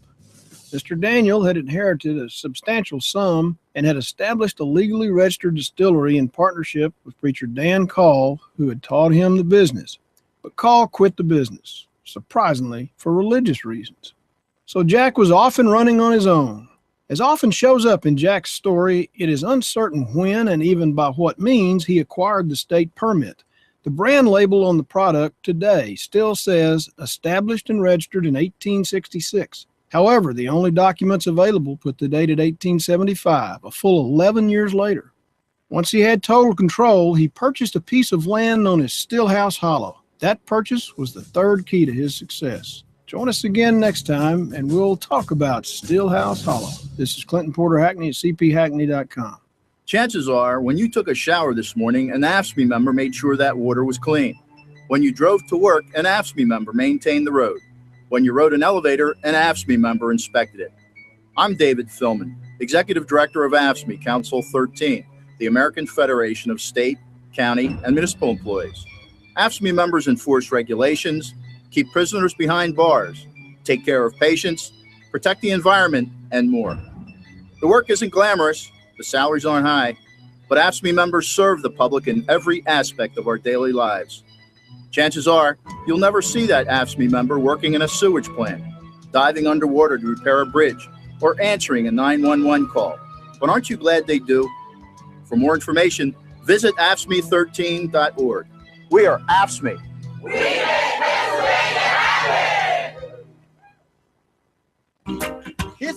Standing up to conservatives and corporatists every weeknight. The Rick Smith Show. So now you see the light. Hey, stand up for your right. Come on, get up, stand up. Stand up for your right. Welcome back to the Rick Smith Show. Get up. You know, that whole privatization thing. Again, every time we privatize something, every time we deregulate, every time we hand something off to these corporations, what happens? Well, we lose. Show me something we've deregulated. Show me something. And yesterday, the Tea Party think tank tweeted me this response to my saying we shouldn't be giving away $500 million. And they sent me some report that they jerry-rigged up saying, no, we would bring more money in if we just privatized liquor stores.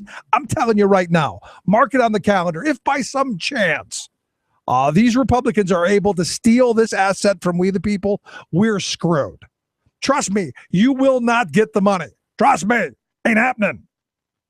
And what we will get is poorer service. What we will get are unsafer communities. What we will get are all of the negative externalities that come with deregulation. And for the wealth class, that's good because economic activity. And what we won't do, we won't invest in the future. Nope, not at all. Oh, it's just frustrating. I understand tomorrow there's a press conference set up. Greg Vitale, the state representative, coming out with a proposal to help the solar industry. Maybe some solar panels wouldn't be a bad idea. I look at the UK. Evidently, the UK is planning their largest offshore wind farm. It's going to be 80 miles off the coast of Yorkshire.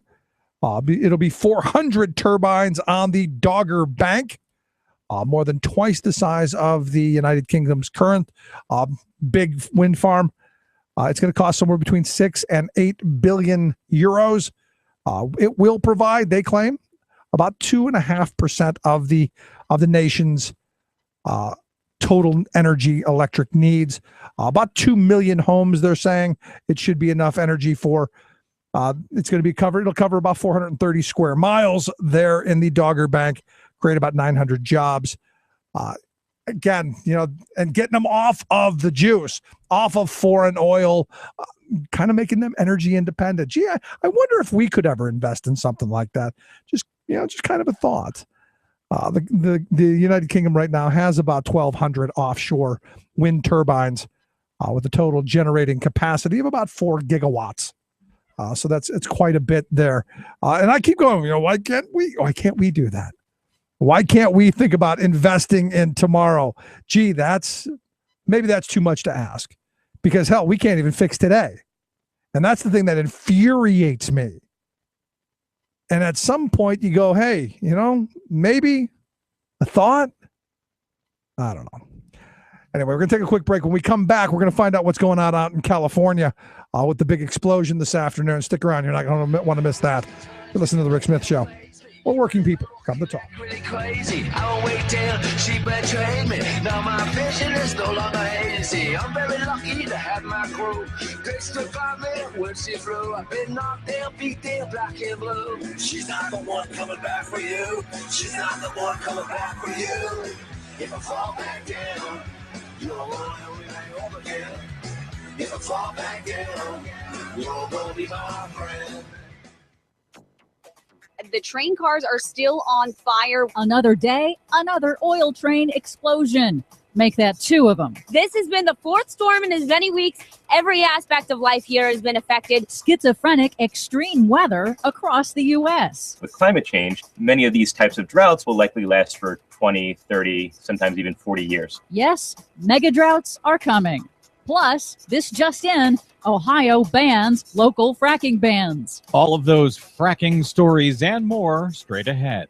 From BradBlog.com, I'm Brad Friedman. And I'm Desi Doyen. Stand by for 6 minutes of independent green news, politics, analysis, and snarky comment. What I would hope for is that you in the news business, would just say the word climate change. Just like it could be climate change. It's a possible connection to climate change. Is this evidence of climate change? Could you just toss that in now and then? No. This is your Green News Report.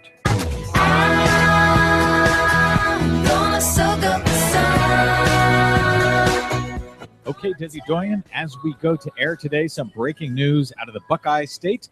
The Ohio Supreme Court has struck down local fracking bans. And so these towns around the state who have tried to ban fracking in their local communities, they have been told essentially to go to hell. Yep, that's right. The Ohio State Supreme Court's decision says that the state has sole and exclusive authority to regulate the oil and gas industry. Remember when Republicans used to pretend they were in favor of local control? Apparently, that's only when it's convenient for the oil and gas industry. But that's exactly right.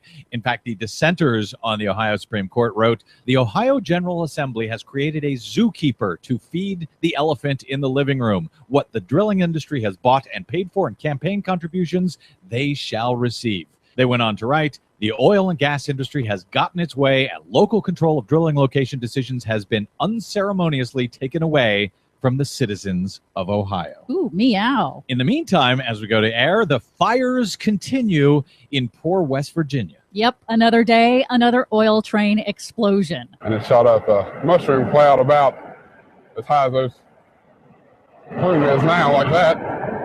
Yep, it sounded like a jet engine in West Virginia when the sky filled with fire after an oil train carrying Bakken shale crude oil from North Dakota derailed and exploded Monday afternoon in Fayette County. 8 to 14 tank cars exploded, destroying at least one house, spilling an unknown amount of crude oil into the Kanawha River, which in turn forced the shutdown of water treatment plant intakes downriver. This is another one of these bomb trains. It's dozens and dozens of these cars, this Bakken shale, which is highly explosive, and this one in the middle of the snowstorm out there that officials can't even get to the train. This one looks like it's going to keep exploding, one car after another. Just after 11:30 p.m. last night, another tanker did explode. So we are estimating about 8 to 9 tankers actually on fire and exploded there. And it has been burning all night and since yesterday afternoon. It's important to note that the tanker cars that exploded in West Virginia were the newer ones with new safety upgrades that were adopted by the industry 4 years ago.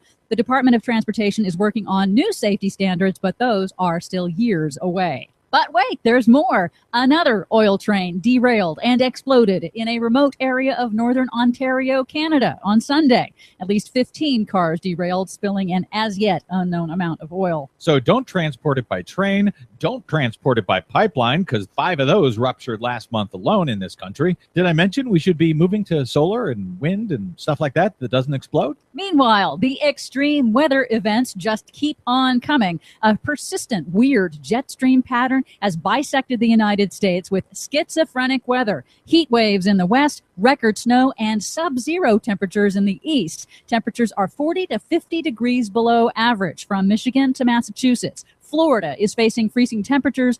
Boston just had its snowiest month on record, and the month's not over yet. Meanwhile, San Francisco hit 81 degrees on Monday. LA was pushing 90. And I love these right-wingers who are pointing to Boston and all the snow and saying, that proves there's no global warming. Yep, climate scientists have warned for decades that global warming will increase the frequency and the intensity of extreme weather events.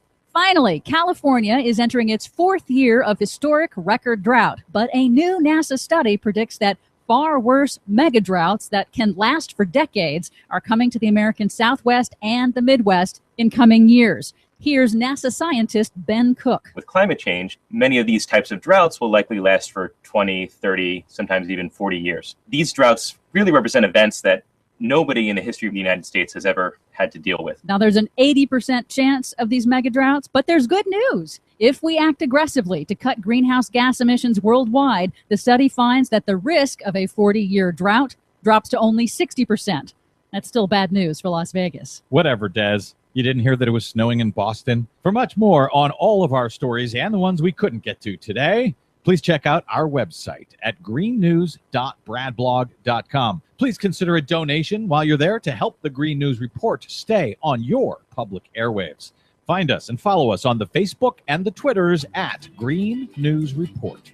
From bradblog.com, I'm Brad Friedman. And I'm Desi Doyen. And this has been your Green News Report.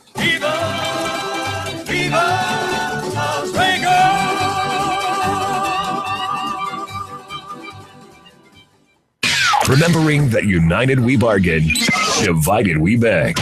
Rick Smith. We need to stand united, for undivided we shall never fall. Remember all, we need to trust in and then forever call our brothers and our sisters. And all you and I are in. You and I both know that we can rely on it. The time is prime, planets aligned, ain't no mistaking. For union resurrection, the anger has awakened. The sleeping giant, come on, yeah, we can do it. We need to revive, re-amp, and re-up the labor movement. Anything in life. So during the break, Pamela sent me an email correcting me. I said that two people were injured at the explosion at the ExxonMobil refinery there in California. She's pointing out that it was 3 people injured, but fortunately not seriously injured.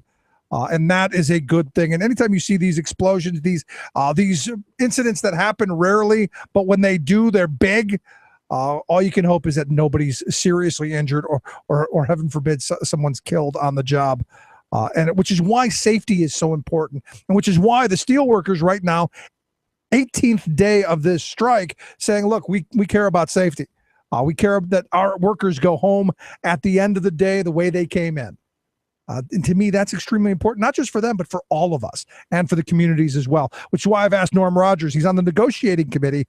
He's also with the United Steelworkers Local 675 out there in California. Norm, thanks for taking time for us.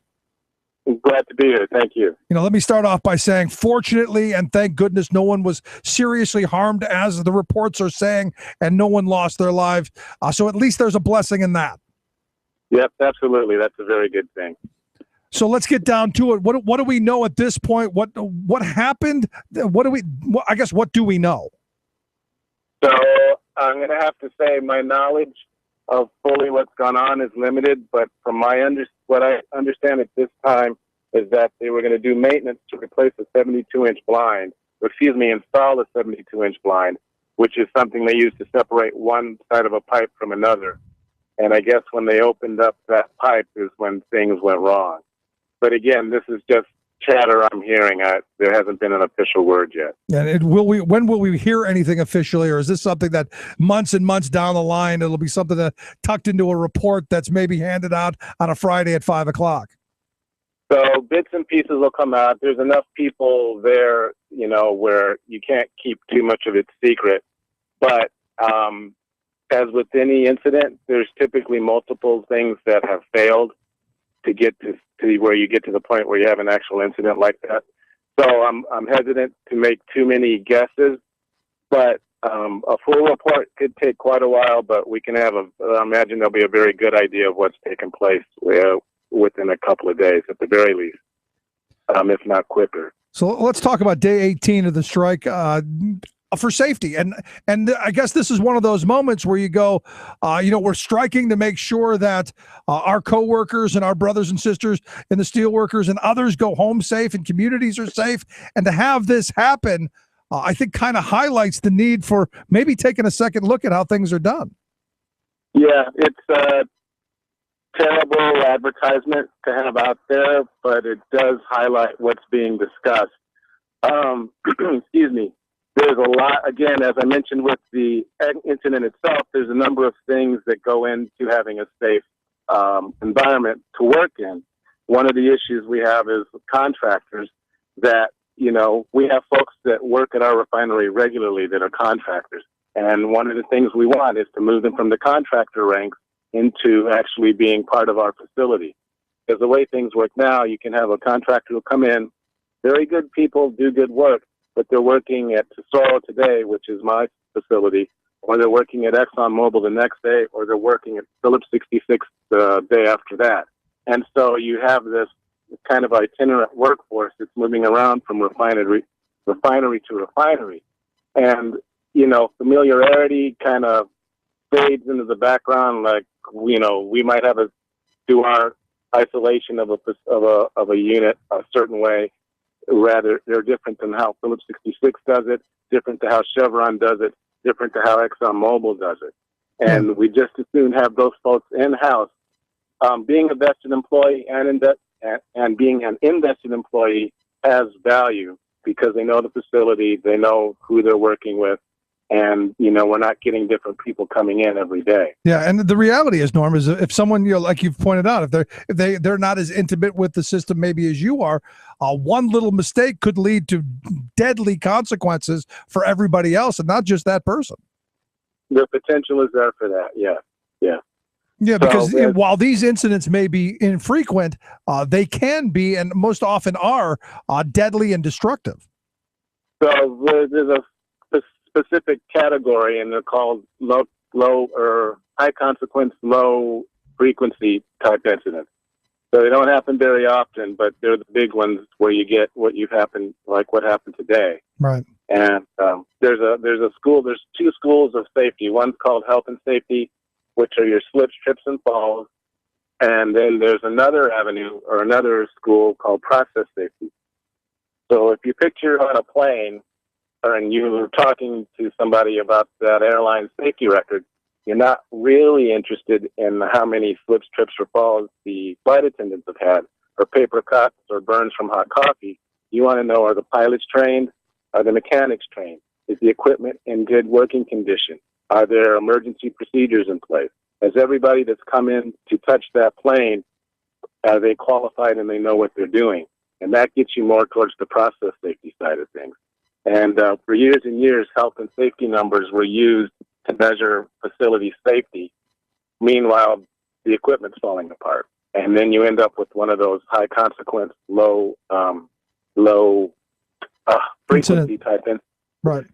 No, and because when we were during the break, you had explained this idea of turnaround, and this idea of preventative maintenance. As a truck driver, I go back to I want to make sure the brakes were inspected. I want to make sure that the oil's everything's done, all the belts are fine, everything's in working order and is regularly checked and fixed, and all of that stuff. And you walked me through how things used to be and how they've become. And I got to tell you, I'm a lot more afraid now than I was before. So, yeah, that example I gave you, there's the refinery itself as a whole, and then within the refinery, it'll be broken up into different subunits.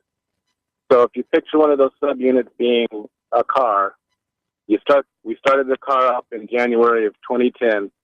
We revved it up to 3,000 RPMs, and we've had our foot on the gas pedal the whole time. January 2015 comes around, we shut everything down, we drain out all the fluid, we bring in a bunch of workers to start at the rear bumper, and 24 hours a day, 7 days a week, they work on it from one bumper all the way through to the next bumper, making upgrades, design changes, and fixing any maintenance issues that are there. So it used to be, and that's called a turnaround. So it used to be a certain unit would have a turnaround every 3 years. And then they started pushing the turnarounds out to 4 years. And now they're pushing them out to 5 years. And now there's talk of going even further so that they can keep the units up running longer, so and make more money. And the profits are there. Correct. Yeah. And it has a lot of people nervous.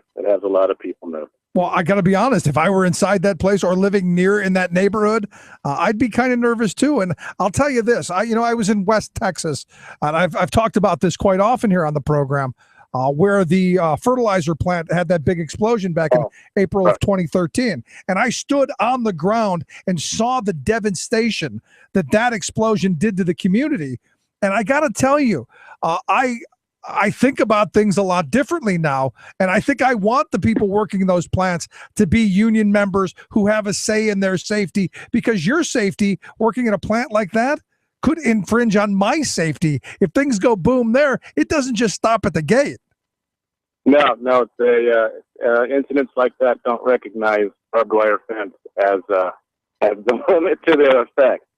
But that West Texas incident, as bad as it was, what made it worse in my mind is when you start backing out, you go a mile, 2 miles away to see how many residential, what a residential area all that was in. And Yeah, it's just, and there's just a number of things, that you have to report what you actually have on site. So when the firefighters get there, they know what they're fighting.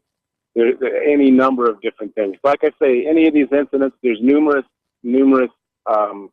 pieces that make up the whole picture. And, fatigue is one, contract workers is another, pushing out turnaround dates out further and further, procedures not being updated. We're bringing in different types of crude now to the refinery, so the corrosion rates of the equipment is different than what we're used to seeing. There's any number of items. And, you look at this stuff, and the fortunate thing is that you guys have the ability to sit down and negotiate this. And my hope is that with this incident, with this explosion, that maybe this will renew the vigor and the interest in negotiating and sitting down and talking about safety in a much more serious way. Yeah, we can hope. It's very fortunate that there weren't any fatalities. Equipment can be replaced, but people cannot. So we're very fortunate in that regard.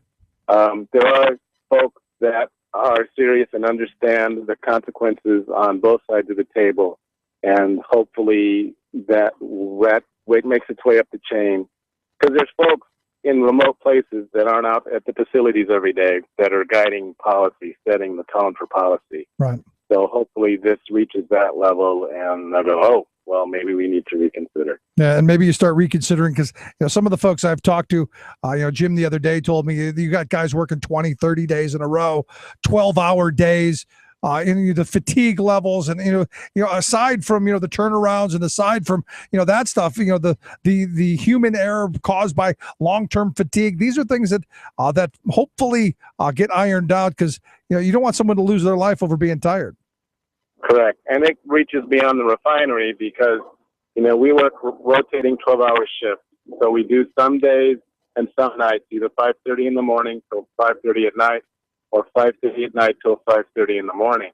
And after you've gone through your fourth, fifth, or sixth night, you get out, you're driving home, and it can be bright daylight, and the sun's beaming in your face, and you're just barely able to keep your eyes open. So the effects reach beyond the gate as to what the fatigue issues are.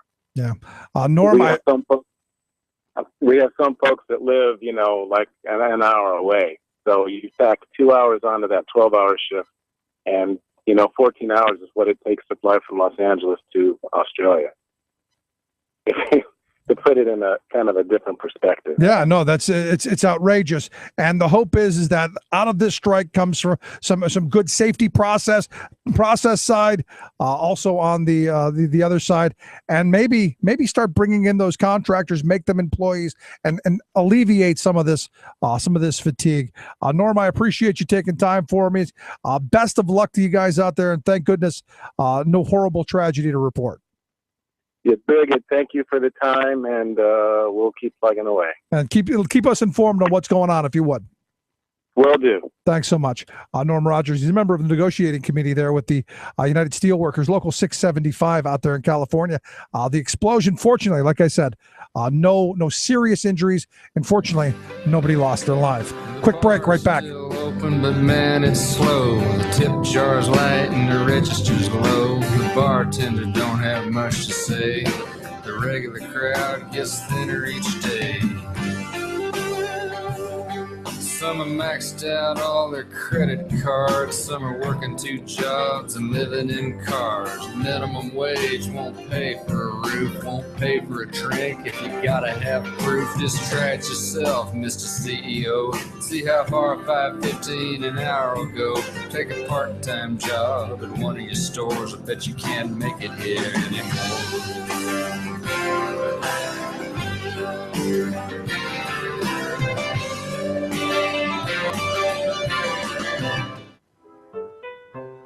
From Boston, Massachusetts, this is your World in 2. I'm your host, Luke Vargas, with the Talk Radio News Service. Another week, and the perceived borders of the Islamic State have expanded, this time to Libya, where fighters pledging allegiance to the group beheaded 21 Coptic Christians from neighboring Egypt on Sunday. On Monday, Egypt dispatched its air force to conduct bombing runs against suspected Islamic State targets in Libya. And now, the country is asking the UN Security Council to approve an international military campaign to confront the group within Libya. There's no indication of when the Security Council might begin such discussions, but international pressure is building. Members of the Italian government now calling for a NATO-led mission. Why Italy? The two countries are separated by just under 300 sea miles at their closest point. Hundreds of migrants fleeing various countries in Africa and the Middle East are regularly intercepted by the Italian Coast Guard trying to make that crossing. The Italian government worries that a group like the Islamic State might place some of its fighters on those migrant vessels in an effort to bolster its presence on the Italian mainland. Rome is regularly mentioned by the Islamic State as a city for future conquest. We believe, Jake, that Russia's actions so far have not been sufficient to be in conformance with the obligations that Russia undertook as part of the Minsk agreement. Yes, that's the case. That was U.S. Ambassador to Ukraine Jeffrey Pyatt on CNN Monday. The new ceasefire that went into effect in eastern Ukraine on Sunday is already in tatters. There are reports today of Russian rebels pushing into the town of Debaltseve, which was under the control of the Ukrainian government at the time that ceasefire began. With nowhere to go or even a pathway to retreat, rebel leaders say they've now taken a number of Ukrainian soldiers as prisoners, forcing them to disarm. We'll have more on this story tomorrow. For more global news headlines, visit talkradionews.com. Do the crime, do the time, goes the old saying. Unless, of course, the criminals are corporate executives. In those cases, the culprits are practically always given a get-out-of-jail-free card. Even the corporate crimes that produce horrible injuries, illnesses, death, etc., are routinely settled by fines and payoffs from the corporate treasury, with no punishment of the honchos who oversee what amount to crime-for-profit syndicates. The only bit of justice in these money settlements is that some of them have become quite large, with multi-billion-dollar, quote, punitive damages meant to deter the perpetrators from doing it again. Yet, the same bad corporate actors seem to keep at it. What's going on here is a game of winking and nodding in which corporate criminals know that those headline-grabbing assessments come with a secret escape hatch. Congress has generously written the law so corporations can deduct much of their punitive payments from their income taxes. As Senator Pat Leahy points out, this tax loophole allows corporations to wreak havoc and then write it off as a cost of doing business. For example, oil giant BP certainly wreaked havoc with its careless oil rig explosion in 2010, killing 11 workers, deeply contaminating the Gulf of Mexico, and devastating the livelihoods of millions of people along the Gulf Coast. So, BP was socked with a punishing payout topping $42 billion. But, 80% of that is eligible for a tax deduction, a little fact that was effectively covered up by the bosses and politicians. This is Jim Hightower saying Senator Leahy has introduced legislation to lock down this escape hatch for thieves, killers, and executive suite villains. For more information on the moral outrage of ordinary taxpayers forced to subsidize corporate criminals, contact USPIRG at uspirg.org. To get more of Jim Hightower's populist take on what Wall Street and Washington are up to, visit www.hightowerlowdown.org. Where family values are more than slogans. The Rick Smith Show.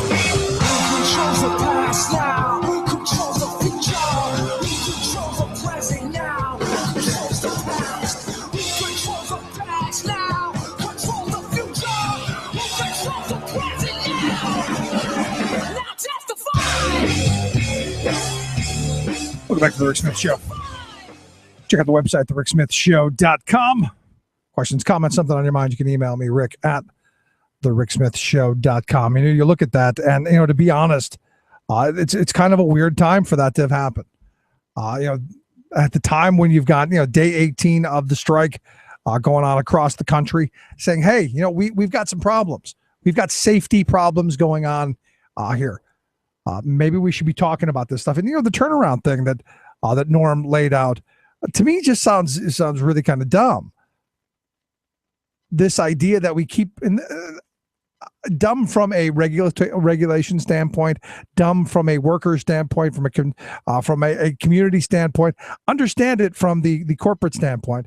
Hey, let's try and get that last week or month. Let's try and get those last couple of days out of that equipment, so that we can make more profit. To me, that's part of this huge problem that we see going on in this country. And for me, when you start talking about privatizing and profitizing critical core functions of government, like educating our children, like police protection or fire protection, when you start talking about selling off our roads and our bridges, you got to ask the question, if a private entity, because understand, and this is what I think we forget, and I think what we're deliberately led to forget is that businesses are in business to do one thing: make money. Simple. The widget, the whatnot, the gizmo, the gadget, whatever it is that they're making, selling, whatever it is, that's secondary. The number one reason, you go, money, cash, reward, all that other stuff, not so much. So when you hear people saying, well, we'll privatize our roads and the private sector does it better, they do. They produce profits better. Most certainly. But do they educate our kids better? The studies have shown no. The studies are pretty conclusive. Some do better, and those I'm sure you could easily explain by saying, those were the motivated parents who were able to jump through the hoops and navigate the obstacles and the roadblocks and all of that stuff to get their kids into the schools. And those kids probably would have done really well anyway. The majority of kids do just about as well, about the same. And some do worse. I had someone, email me not too long ago. Well, what if all the kids were succeeding? I go, well, then that's a different conversation. The problem is they're not. So what ifs aside, they're not. And explain to me how it is putting a profit motive into education or roads or bridges or any of this stuff that my grandparents' generation saw as important functions of we the people. How has that benefited us? Privatizing a social safety net doesn't seem to make a lot of sense to me. You hear people saying, well, when we used to have those funny colored food stamps, and I remember them because, the indignation of having to go in and actually use them. Because I was a kid, my mother was, first to be laid off.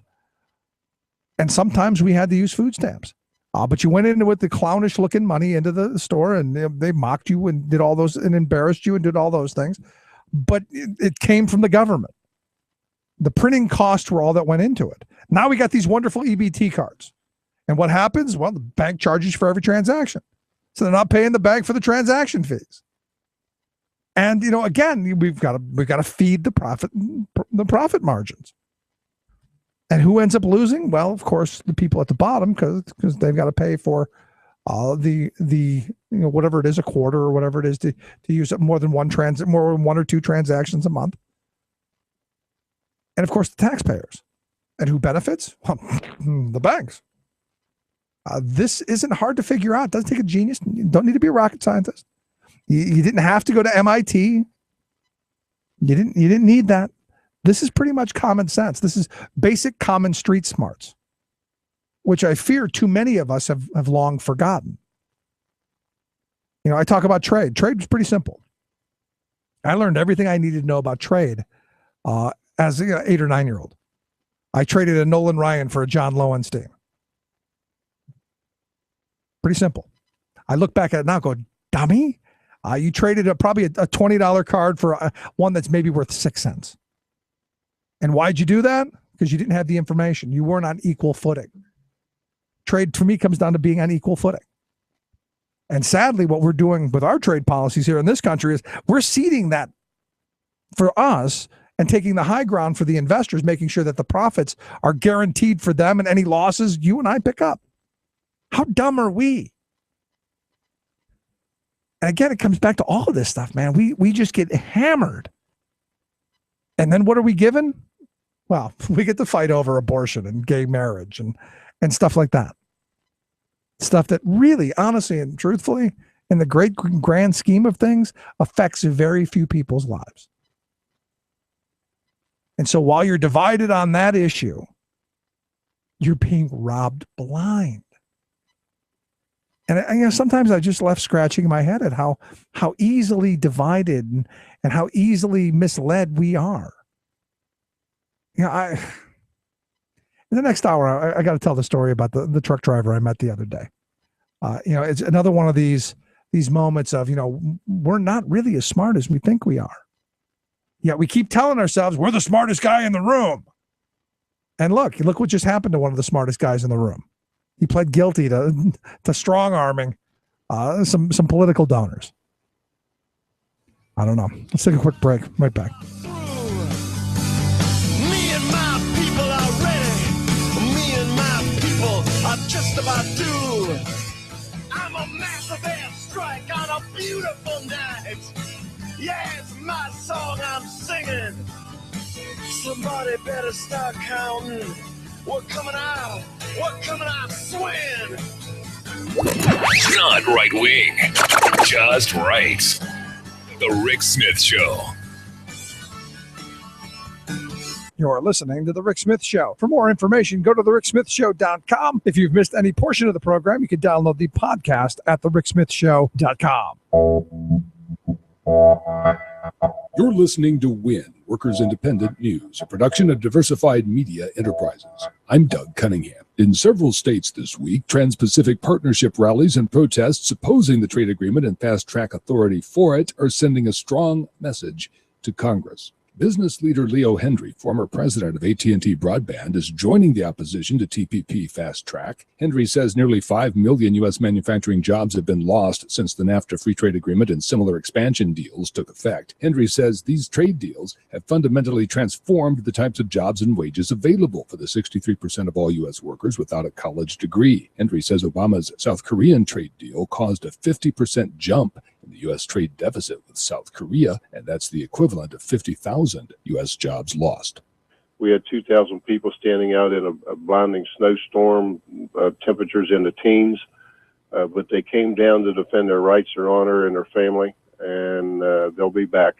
And they have created a monster in the workforce that is being awoken, that will come back and it will defend their own honor in a way that many legislatures will be able to see and hear from it. West Virginia AFL-CIO President Kenny Perdue talking about a rally on Monday protesting anti-union bills in the state legislature. Republicans who swept control of West Virginia's state government are considering an anti-union right-to-work law and also changes to the prevailing wage law. Perdue says most West Virginia lawmakers really listen when it comes to public policy issues, and labor has the ear of many of them. We're getting everything in West Virginia that we've previously read about that's happening in so many other states, including right to work. And in right to work, which is a good buzzwords for a good sound that all it does is lower the economic value of everybody's lives. And that's what they want for us. And we're trying to hold them off every which way we can. Billionaire Illinois Governor Bruce Rauner is finding that it's not so easy to make an anti-union order stick. Rauner issued an executive order doing away with fair share fees to unions for roughly 6,500 state workers. Those fees are deducted from paychecks of workers who are covered by collective bargaining agreements but are not union members. Illinois Comptroller Leslie Munger is refusing to implement the order, and Munger is a Republican appointed by Rauner. Munger is following current law and not enforcing Rauner's order to eliminate the fees. Illinois Attorney General Lisa Madigan says the comptroller's refusal to enforce that order is on solid constitutional legal ground. AFSCME Council 31 Director Roberta Lynch says it's gratifying to know that two of the state's top constitutional officers are upholding Illinois' Constitution. This newscast made possible in part by the United Steelworkers and by the United Mine Workers of America. You've been listening to WIN, Workers Independent News. For more information, visit laborradio.org. They believe in teachers' unions. We believe in teachers.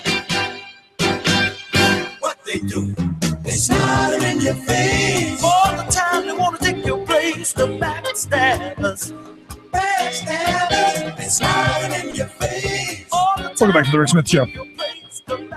Check out the website, thericksmithshow.com. You look at all of these privatization schemes. Earlier in the program, we talked about Verizon going to be walking away, soon going to be allowed to walk away from hardwired lines coming into your house, which means the end of the telephone hanging on the wall.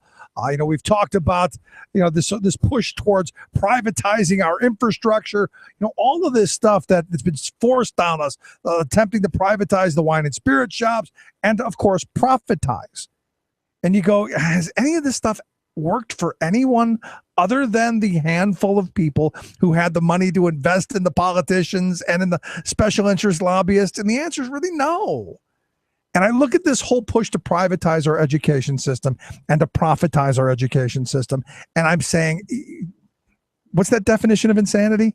Doing the same dumb thing over and over again, expecting something to change? All of these things we've privatized, all of these things we've profitized have never come back and done what they were supposed to. It's always been worse for you, for me, for the working people of this country. And I look at what's going on now in Philadelphia as we speak. The SRC, the School Reform Commission down there, is having a meeting of the, I guess it's 39 charter schools that want to open up in Philadelphia. And I guess the meeting's been going on for almost ever.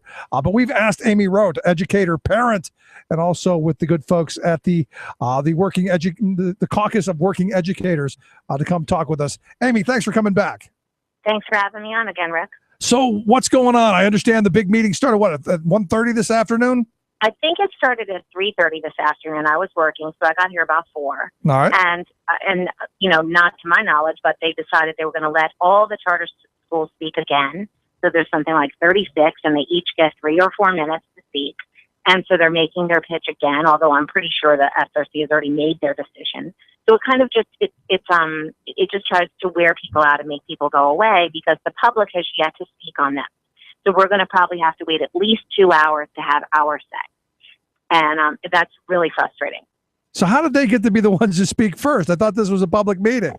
I thought it was too. I mean, it's kind of questionable here what public space is. One school police officer told people they had to take down their signs because they didn't want to block people's views. So they said, oh, well, we'll stand off to the side or in the back. They said no. They insisted on taking their signs. These were retired teachers. And the signs didn't say anything profane. It was just kind of anti-charter signage. And they just aren't letting us have our say. So people are trying to hold up signs, and they keep coming and taking them. Parents are calling out and trying to speak out and kind of counter the rhetoric that's being said by the charter school people, and the school police are coming over and counseling people to stop or they have to leave the meeting. So it's free speech for some, but not for all. Yeah, and as you're walking through this, I'm thinking, once we finally privatize the whole system, it'll be so much better that we won't have to go through these fake exercises, these moments of political theater where these elected or these hand-picked folks they hold these sham meetings just for a display. It'll be so much better when we don't have to do this. Yeah, it's really just it's basically what a kangaroo court. The public really never gets to say in Philadelphia. And I know all the naysayers that will out there will say, oh, well, Philadelphia has to get their act together. Well, this is not an elected court. This is not democratic. This is not the people of Philadelphia having their say. This is a handful of people trying to make money off of kids who don't have a lot of money. I saw, and maybe you can help me on this. I saw that these 39 new charter schools that are being proposed, if they were to come online, it would cost the school district something like $273 million from the school district. Now, there's not new money coming in. This is just dividing the pot even further. And I would have to argue, basically putting almost a dagger in the back of the public schools. I think it would completely bankrupt us. $273 million that we do not have. And for you sociopaths out there, what happens is some kids get a better education and the rest of the kids get shafted. And that to me is not democracy. It is not fair. It is not equitable. And we really need to put a stop to this. It's not just us whining we can't afford it. We really can't afford it. This will be the end of democratic education in the city of Philadelphia.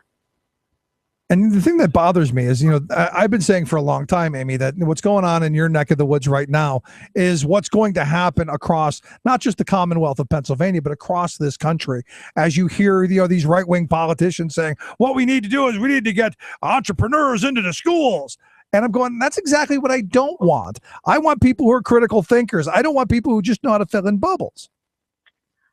I totally agree. And if New Orleans wasn't the canary in the coal mine, maybe Philadelphia will be the canary in the coal mine. But if you look at the weekend newspapers, even people in Lower Merion are saying, wait a minute, this is what we're spending money on is just getting totally out of hand. Because it's not just charter schools, it's the Common Core, which is way too costly and extremely questionable. It is the standardized testing, way too costly, completely questionable. We're doing all of these fake things when the fact of the matter is with charter schools, 75% of charter schools perform worse or the same as public schools. But meanwhile, it's destroying the public school system for a tiny amount of kids to do a little bit better. It doesn't make sense. It doesn't make financial sense to do this. Well, does it make sense if you look at it from a different perspective?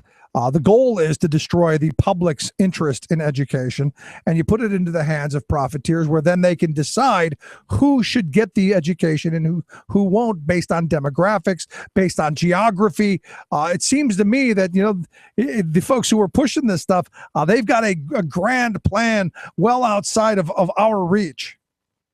If you're worried about enriching yourself, like these charter school operators are, if you're a fascist, then this charter school privatization plan should really work for you, and you should feel very comfortable with it. If you actually believe that labor unions are good and that every kid deserves an equal shot at an equitable education, then this should not sit well with you. It doesn't sit well with me because, as you pointed out, the studies are in. We've seen the history of charter schools, and while at the beginning I was a supporter of the idea of the public schools trying things a little bit differently, I have never been in favor of privateers and profiteers coming in and extracting wealth out of our schools and money from our kids' opportunity. That was never, in my view, what the charter schools were ever to be about. No, someone who I really admire, Albert Shanker, the great Albert Shanker, he came up with the idea that charter schools could be incubators of learning, and then they would share it with other schools. Hey, this is something that worked for us. Maybe it'll work at your school. And that vision has been totally distorted, and it's all about money. It's these are not well-meaning small groups of people. All of this is coming from hedge fund people and billionaires. This is not well-meaning people in your community forming little adorable schools. People have to realize that this is just about money. This is about grabbing more and more public money and public land. So what are and that's the other part of it, the land. Where are these 39 schools going to be? What buildings are they going to take up? Are they going to end up being the city giving away the schools that were closed down because the SRC followed the Broad Foundation's plan on how you destroy public education by closing down schools and getting rid of teachers? Are you going to end up giving those 39 individual groups schools that the taxpayers paid for pennies on the dollar? That's exactly what happens. For example, in our city, a little neighborhood school, Creighton, was closed down. It turned into a charter school. They rejected a lot of those children in the charter school, and they had to go to other neighborhoods to go to school. Whoa, hold on, it's not like they're creating a neighborhood school. Stop. They didn't let kids into the school? I thought kids had choice. Whoa, where's the choice? Yeah, I don't know. This whole choicey thing, it's not exactly what it seems. No, I was told that this is about giving kids choice. And then outside of what's going on in York, where they wanted to privatize the whole district, no choice there. I was told in Philadelphia, it's all about the public school versus the wonderful, shiny new charter school. Yeah, it's not exactly that, and it has really decimated not only our public school system, but the Catholic school system, which was very vibrant and in fact started in the city of Philadelphia, and that has been practically dismantled. And there are fewer schools now than there ever were. There are neighborhoods in Philadelphia where there are no neighborhood schools. Kids have to go to other neighborhoods and you have to be driven there. It's not walkable for a kid to go to school. Jeez. Elementary school kids deserve a school they can walk to. I mean, and we've taken a lot of them away. what's frustrating to me is what we've done in the name, what we've allowed to be done in the name of profit in this country is obscene. Obscene at the least, in my view, at some point criminal. Well, in our city, lots of people have been indicted for the fraud they've committed while participating in charter school schemes. So actually, it is. It has been. There has been lots of criminal activity. We've had 2 or 3 charter schools that have shut down since December, and our public school system had to absorb them back in. But we get no more money, no more teachers, no more anything. We welcome them back, but now we have fewer and fewer resources and more kids. And now one of the schools, Walter Palmer, bought property in a very expensive neighborhood. The property was bought with public money. It reverts to the Palmer Foundation, and now they can sell it for millions and millions and millions of dollars. Wow. They failed up. It's like, you know, that play, The Producers? That's what's going on. Well, it's where the Bush administration ended up. They failed upward. And that's just horrible. But again, you know, as with all of these privatization schemes, in my view, Amy, every time we do this, the wealthier get wealthier and the rest of us get the screws. Yeah, I think people just have this this abiding faith in capitalism where they need to have an abiding faith in democracy. We're just losing our whole concept of what is democracy and what are some of the most important institutions that uphold that democracy. And public schools is probably the strongest pillar of democracy, and we're just knocking it away. Absolutely insane. So let me ask you, where do you see this going today? I mean, what comes out of this meeting? I have no idea. I think the SRC is under pressure from the governor to not approve any charter schools, but he's under pressure from the Republican leadership to approve charter schools. My guess is they'll approve a couple, but I don't think they should be approving any. And in fact, some of them should really be going out of business. Yeah, I mean, because, you know, my favorite charter school there in the Philadelphia area was the Frontier Virtual Cyber Charter School. And as I remember the story, and I understand a couple of people were indicted or going to jail or in investigation or something along those lines. But they were to educate 52 kids, give them computers and internet access and, you know, all kinds of stuff that the kids never got. And my question is after 2 and 3 years, where do those kids go? How much is the cost of remediation? How much is the cost of trying to bring those kids back up after losing 2 or 3 years? And again, that's more money that the taxpayers have to pick up for a bad idea. And what happens when these latest round of charter schools close, including the 2 cyber charter schools have closed? So there's been about 5 schools in the last year that just closed. If you not give children transcripts so they can't prove what year they're in, what credits they've accumulated, if they're a high school student, nice. They don't pay their employees their last couple of paychecks, and then they walk away and the foundation sells the property. No, that's the American way. That's the America we believe in, right? It's scandalous, isn't it? Jeez. Outstanding. Last question. What do we do? I mean, is there something we can do today? Is there something we can do tomorrow? What do we do? I'm an optimist, and I believe we need to double down on democracy. I think we need to allow employees to collectively bargain, and we need to be unionized. I believe that we need to keep public money public, and we need to watch that money carefully. We should have internal auditors that don't work for the school district watching the money. Yep. I think we can reclaim this, but we're teetering on the point where it's almost too late. Yeah. Well, that's the thing. You got to stay active, got to stay involved. And Amy, I appreciate you taking time for us.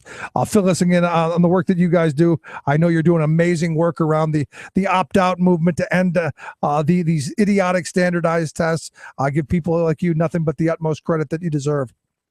Thanks, Rick Smith. We're fighting the good fight. Thanks so much. And I'd love to talk to you again real soon. No, I mean, at the end of this, folks, it's as I've said a number of times on the program, this is the hill the working class of this country has to die on. We fought too hard to get education. We can't allow it to be taken away. Quick break, right back. Stick around. We're in a fight to bring the middle class back, and we ain't even planning on losing in this mighty war. The working class is under attack. Get up, fight on. Stand up, fight on.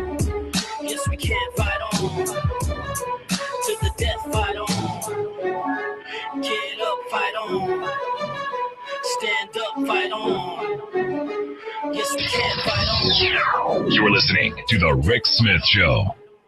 I'm Rick Smith, and this is Labor History in 2.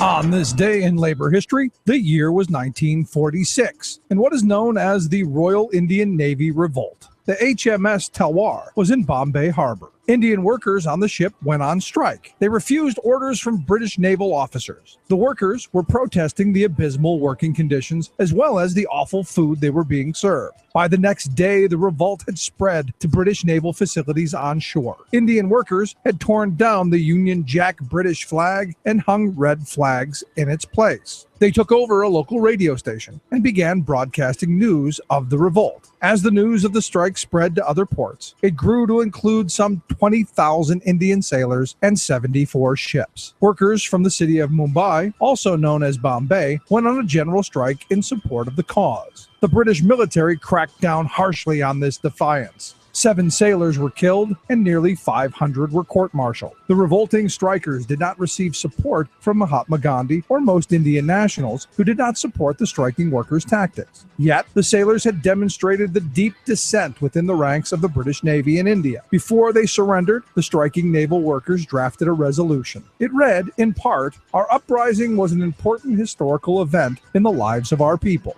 The coming generations, learning its lessons, shall accomplish what we have not been able to achieve. Long live the working masses, long live the revolution." Indian independence became a reality a year later in 1947. Recognition of the revolting heroes came in the 1970s as the strikers were honored by the Indian government. The Indian Navy named 2 ships after Madan Singh and B.C. Dutt. A memorial to the workers is also located in Mumbai.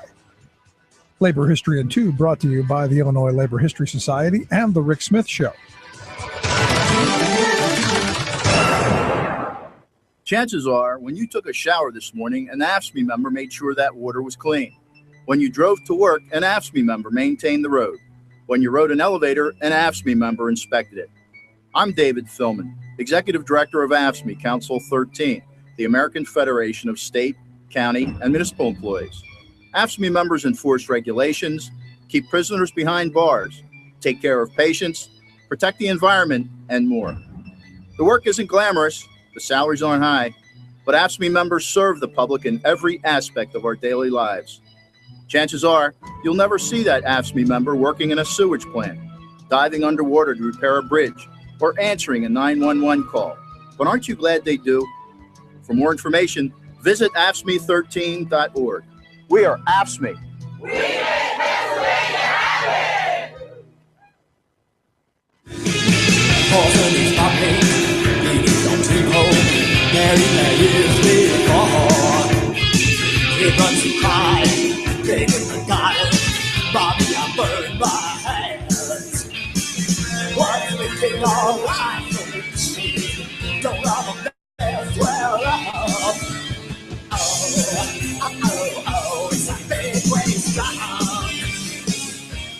Welcome back to The Rick Smith Show. Check out the website, thericksmithshow.com. Questions, comments, something on your mind, you can email me, rick at thericksmithshow.com.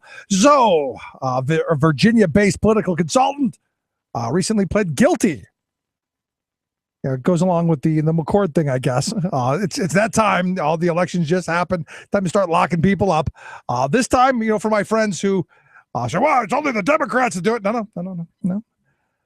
This guy was a guy named Tyler Haber.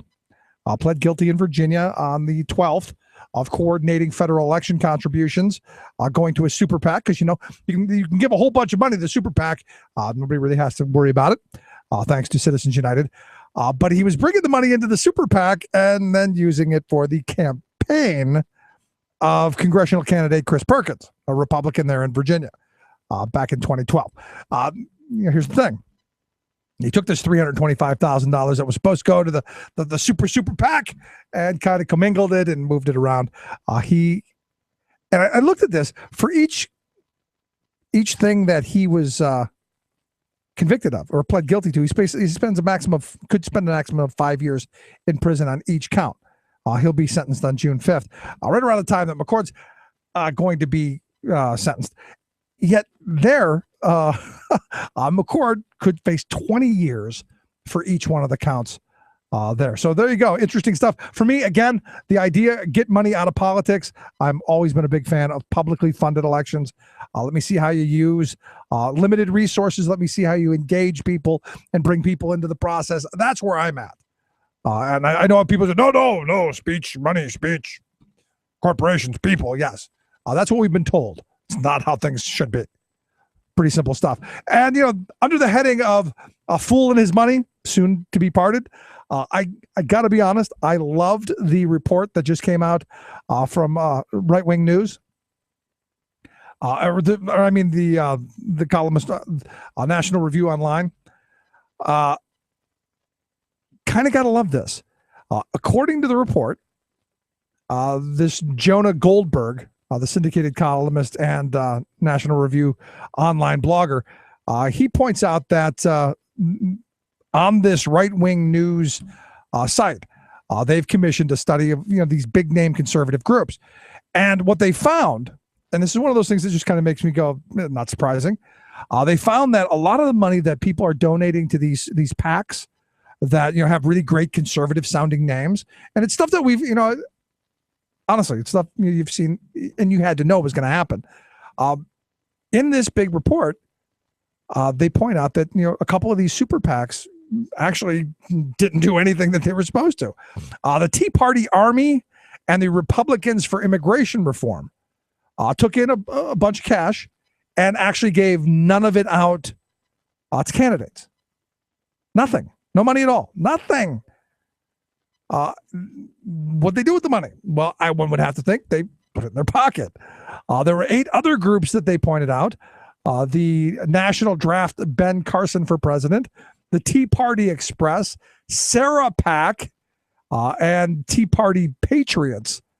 They all, there are a couple others that aren't listed here. They gave less than 10% of the money that they took in out to candidates. Now, understand the whole point of these super PACs are, to kind of bring in money and then to funnel it through to the candidates. That's kind of the thought, right?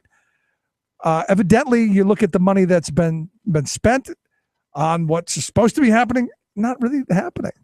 The bottom 10 groups surveyed spent more than $54 million last year, but contributed slightly more than $3.6 million to candidates. So think about this. They're taking in almost $54 million. And I can do math. Where'd the 50 million, where'd the $50.4 million go? And are these some of these people adults? Yeah, I mean, some of our conservative friends who donate money to these groups and we're going to send them because we're going to go get them, because you get these emails that just kind of go, yeah. I love it. I love the idea of a fool and his money soon to be parted.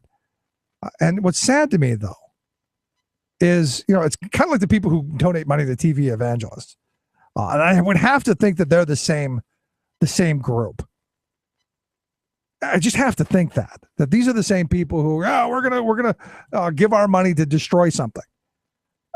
It just kind of makes me wonder, why can't we get people to go, you know what, we should donate money to help the homeless. We should because we're a Christian nation, right? Especially those people who give money to televangelists. It just blows my mind that you can't get these folks to donate to that. And yet you see some of the most mean-spirited policies that come out of the right wing when you talk about homelessness. I saw a story today over in the UK. There's a big department store chain, this Selfridges. They've installed metal spikes outside of their store. So all around their store by the windows, in between the pillars and stuff, they put these big, 2-inch high metal spikes. And you go, why would you do that? Well, because they don't want people sleeping in between the pillars to get out of the wind, which is kind of cruel and just scummy. But you see, in this country, we've got tons of communities who are either giving homeless people bus tickets to get out of town, the police are giving them quote unquote courtesy rides out of town, or they're basically making it illegal to be homeless. I mean, where I live in Carlisle, there was a talk of, and I'm not sure if they did it or not, they had park benches in the town square. That some of the homeless people, they had the temerity to sit on the park benches, and sometimes they might even fall asleep. Well, what they wanted to do, they wanted to either take the backs off of the benches or put dividers in the benches. And I'm going, what kind of cruel people are you? Really? And the answer is yeah. I mean, we've seen places where they've closed parks. We've seen places where they've, basically make it illegal for you to feed someone who's homeless. There's something wrong with our society, I think. And it's frustrating to me, especially when you look at right now how freaking cold it is outside. And I look at this story out of Columbus, Ohio. On Saturday, it was less than 6 degrees. The wind's blowing. I mean, it's the wind chill factor's got to be much worse than that. It's horrible. Whiteout conditions, And evidently, this guy and his wife, who stopped off to get something to eat, to get off the interstate. I've been down I-71 through Columbus. I know the whiteout conditions that happen there, and that's where I first learned to braille drive. By the way, because you can't see anything and you can't stop. So you get on those rumble strips and you rumble your way down until you find somewhere safely to pull off. So I've been there. I understand it. But these folks, they pulled off, and they, as they had their lunch, they noticed, a woman at the table crying. And it turns out that, here this woman was homeless. And, they didn't make the curfew to get back to to where they were going. And basically, they had nowhere to go, and they couldn't get into the shelter. And they were trying to scrape together some money to stay at a hotel, and the hotel wouldn't let them stay because they didn't have any ID. Because here's the reality, and this is the part of you go back to the voter suppression thing. The Republicans know these homeless people, they don't have voters, they don't have IDs, so they're not going to vote. So you got these people who can't get a room. So these nice people decide, we're going to go to the Super 8. We're going to get the room for them, and we'll pay for it. We'll give them our ID, and these people will be able to stay. And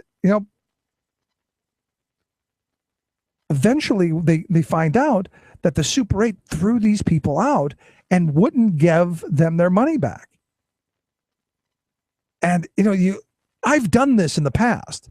I've done this with homeless people, with the homeless people I've met, where, it's horrible. And hey, we'll get you a room for the night. So at least tonight you got somewhere to go until you figure out where you're going to go tomorrow. I would be furious. Now, evidently, the way this story then ends is they threw these people out into the cold, and they won't refund the money either. And it's really, as these people say, they got the Dayton, and they, just sad and frustrated that they missed an opportunity to help somebody. And now they're doing a petition drive at the petitionsite.com. They're trying to get as many signatures as possible. It's up to like 20,000 now, so that you can bash Super 8. And I'm with you. It's sad stuff, man. Just frustrating. Just frustrating. I think they would just rather people freeze to death on the side of the street. Maybe then they had a thought, help the poorest folks, but it only brought more money to their hands. And the poor keep getting poorer, people turn away, not equal to admit the way they plan. It's taking all the soul away from everything they grew, that can't have the weight on which to stand. Uncovering the con in conservatism. Rick Smith. The train cars are still on fire. Another day, another oil train explosion. Make that 2 of them. This has been the 4th storm in as many weeks. Every aspect of life here has been affected. Schizophrenic extreme weather across the U.S. With climate change, many of these types of droughts will likely last for 20, 30, sometimes even 40 years. Yes, mega droughts are coming. Plus, this just in, Ohio bans local fracking bans. All of those fracking stories and more straight ahead. From BradBlog.com, I'm Brad Friedman. And I'm Desi Doyen. Stand by for 6 minutes of independent green news, politics, analysis, and snarky comment. What I would hope for is that you in the news business, would just say the word climate change. Just like it could be climate change. It's a possible connection to climate change. Is this evidence of climate change? Can you just toss that in now and then? No. This is your Green News Report.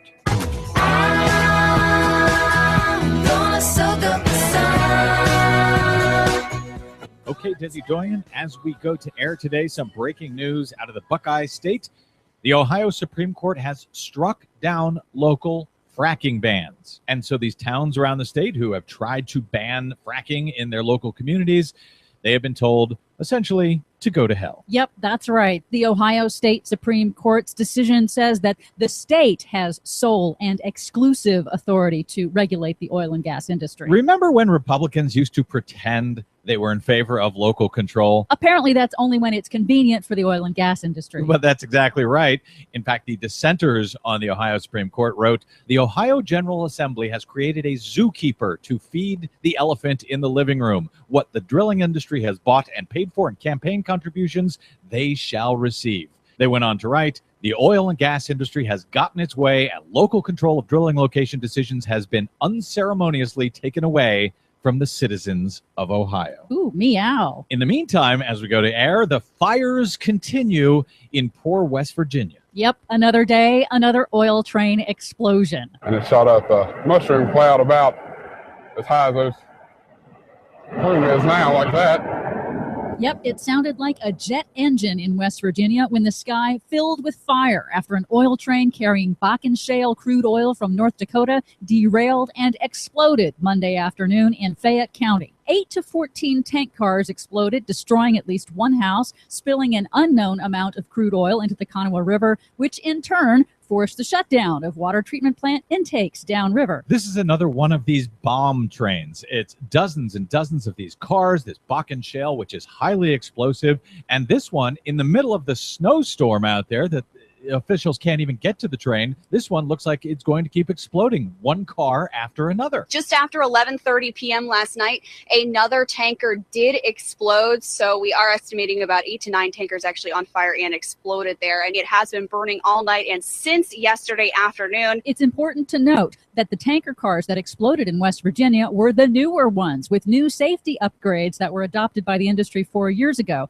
The Department of Transportation is working on new safety standards, but those are still years away. But wait, there's more. Another oil train derailed and exploded in a remote area of northern Ontario, Canada on Sunday. At least 15 cars derailed, spilling an as yet unknown amount of oil. So don't transport it by train. Don't transport it by pipeline, because 5 of those ruptured last month alone in this country. Did I mention we should be moving to solar and wind and stuff like that doesn't explode? Meanwhile, the extreme weather events just keep on coming. A persistent, weird jet stream pattern has bisected the United States with schizophrenic weather, heat waves in the west, record snow, and sub-zero temperatures in the east. Temperatures are 40 to 50 degrees below average from Michigan to Massachusetts. Florida is facing freezing temperatures.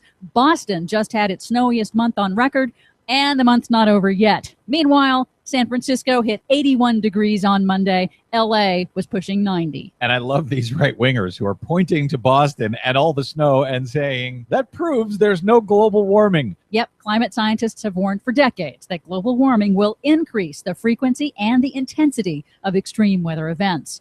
Finally, California is entering its 4th year of historic record drought, but a new NASA study predicts that far worse mega droughts that can last for decades are coming to the American Southwest and the Midwest in coming years. Here's NASA scientist Ben Cook. With climate change, many of these types of droughts will likely last for 20, 30, sometimes even 40 years. These droughts really represent events that nobody in the history of the United States has ever had to deal with. Now, there's an 80% chance of these mega droughts, but there's good news. If we act aggressively to cut greenhouse gas emissions worldwide, the study finds that the risk of a 40-year drought drops to only 60%. That's still bad news for Las Vegas. Whatever, Des. You didn't hear that it was snowing in Boston? For much more on all of our stories and the ones we couldn't get to today, please check out our website at greennews.bradblog.com. Please consider a donation while you're there to help the Green News Report stay on your public airwaves. Find us and follow us on the Facebook and the Twitters at Green News Report. From bradblog.com, I'm Brad Friedman. And I'm Desi Doyen. And this has been your Green News Report. Viva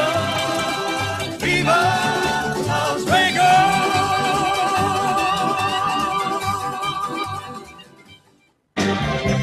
The most important issues of the day. This is The Rick Smith Show. I got news for you. It's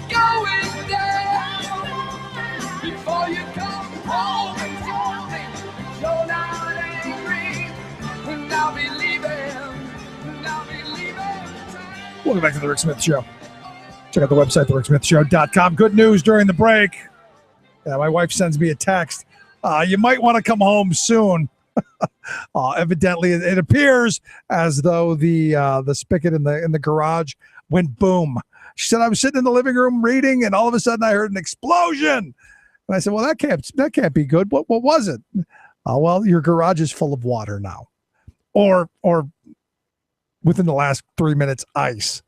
So yay! Look what I've got to rush home to. Anyway, a little news going on in the great state of Michigan. One of my favorite gun fail stories. There was earlier in the year. There was a woman, St. Joseph public safety officers reported that a woman had shot herself, a self-inflicted gunshot wound to the eye, fatal. They have now decided. The official report is now she was adjusting her bra and had one of those holsters in it, and she just adjusted it the wrong way and shot herself in the head. I don't know why I find that funny. Oh, well, what is this? Anyway, let's find out what's going on around the world in Washington, D.C. Justin Duckham, Talk Radio News Service. Justin, thanks for taking time for us. Hey, Rick, great to be here, as always. Have you ever shot yourself while adjusting your holster there? Thanks, Rick. No, I have not. I shot myself with a BB gun once, but I was not adjusting my bra while doing that. And did you do that on purpose? Because I know some kids did. No, I was just an idiot and was fooling around with it in the backyard. All right, there you go. So Ralphie's mother was right. Just shoot your eye out. No, didn't shoot my eye out. Shot my knee, and then hid it from my parents because I didn't want it to be taken away. But I was also convinced that I was going to die from that because if you get shot, you die. And right. That was my 6-year-old logic. We should teach that to more kids now, that you don't shoot each other. Anyway, what's going on? I guess a big counterterrorism summit. It's going on right now as we speak. Yes, it is. Today, the president spoke at this, and he's going to speak at it again tomorrow. The first component of this is going to be sort of a local action version of the summit. We have some counter-terrorism and law enforcement officials from local communities coming in today, and they've been presenting throughout the day. These are people who headed some pilot programs in Minneapolis, Boston, Los Angeles, aimed at taking hold of extremist groups at sort of a domestic level. We've also today had some private industry groups coming in and trying to give some perspective over how private industry can sort of act on this. There's a big component of tech that's been invited to this, and they're giving presentations on how community leaders can encourage, social media for, those who have moderate voices or can use, kind of the cyber tools for that. And then tomorrow we have the ministerial meeting for this, which is going to be sort of a more globalized push. We're going to be seeing some high-ranking officials from a lot of countries who are dealing with the issue of extremism right now, and we're going to have some other comments coming from the president and some other national security figures here in the U.S. So pretty busy 2 days for the White House, and a lot of attention over here on the summit. Yeah, I got to be honest. If this was going on during the Bush years, I would be more afraid. Not to say that I'm not afraid. Because as you ticked off all of this stuff, I'm thinking back to the Bush years where we got cable TV installers being spies for the Department of Homeland Security, and you remember all of those things that they wanted, the cable guy and the postman and the UPS guy. Yeah, I believe it was the TIPS program. Exactly.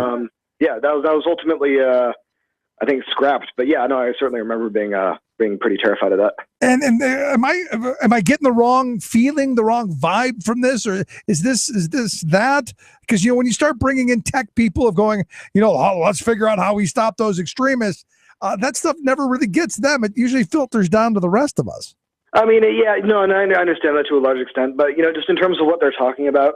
To put it bluntly, what they're talking about is sort of what the CIA has been doing for a while. You have, spokespeople who are influential and whatnot, and have assistance from the U.S. government. That's sort of an old tactic that's been going down there, and now they're just kind of being a little bit more open about it, and sort of trying to share how to move forward with that.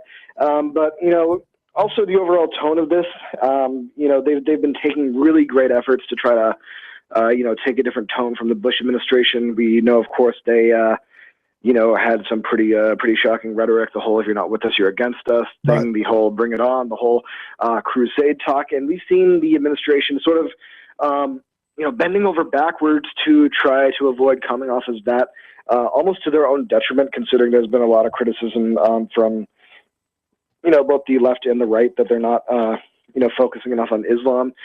Today, the president really doubled down on that. He said that religion essentially doesn't drive people to terrorism, that it's essentially people's actions itself. Saying that this is not a issue subjected to one religion, and it really is sort of the fulfillment on a presidential level of that foreign policy kind of thinking that if we're gonna win hearts and minds, we're gonna have to kind of change our tone in this. And so far they've seemed pretty dedicated to it. Yeah, and what my fear is that after doing this for the last 7 going on 8 years, 2016 just around the corner, you're going to get the Chris Christies who just said in New Hampshire the other day you would have a much more forceful foreign policy. You've got the Jeb Bushes who Jeb just said he's trying to distance himself from the bad ideas of his brother, and obviously not as smart as his father. Some interesting things coming out there on foreign policy. There certainly is. Bush today made a lot of news by sort of unveiling his take on foreign policy. This was essentially his big attempt to try to separate himself from, from his brother and his father, essentially saying that he is going to be his own man when it comes to foreign policy. Although we didn't necessarily see any specific details over what he would do differently, he did put forward the notion of raising the defense budget. That was the only real concrete, foreign policy step that was included in the speech itself. But we also know that he is somebody who is, relying pretty heavily on the old Bush circle of foreign policy thinkers. One of those is Paul Wolfowitz, who he has apparently hired. Yeah. No. So we got another Bush and another Wolfowitz, which is just great, especially considering that Wolfowitz had such a great exit from the Bush administration. Oh, we're going to bring back Rummy and Scooter and Cheney and the rest of the old gang, so we can get back into Iraq. Is that what we're saying? I mean, you don't really see much otherwise, and I'm pretty confident that if you're a Bush and you're a president, you kind of have to invade Iraq. I think it's in the Constitution somewhere. Yeah, but at least the old man was smart enough to stay the hell out of going into Baghdad and breaking it and buying it. I mean, you think of the money we've spent. If we could have just taken that money and put it into education, or just here's a better idea: we should have just flown over Iraq and dropped money over. It would probably been cheaper. It probably would at this point. A lot less bad feelings as well, I'm sure. But yeah, no. So this was his speech today, and this is the second speech that he's given, which is essentially him trying to pitch his, vision for president. The last one was in Detroit, where he, put forward his economic agenda. His essentially, calling for the middle class to rise and whatnot, and trying to pretend like the Republican Party is a voice for the middle class or those affected by income inequality, which is, of course, pretty laughable in the face of it. Yeah, well, he's going to be the Republican voice of a populist message by pimping more charter schools. Yeah, that's a great idea. Oh, frustrating, I tell you. Let's move to what's going on in Congress. Anybody backing down in this fight over the Department of Homeland Security? I know Boehner has pretty much backed himself into a corner, although this judge's ruling, I think, might give them the ability to kind of back out of it. What do you think? They do have the ability to do it now, but, you really have to ask yourself what they could do at this point. We know Boehner is, very, clear that he's not going to try to move forward with a, clean bill. There's a certain level of belligerence to that, but there's also sort of the reality of the situation here.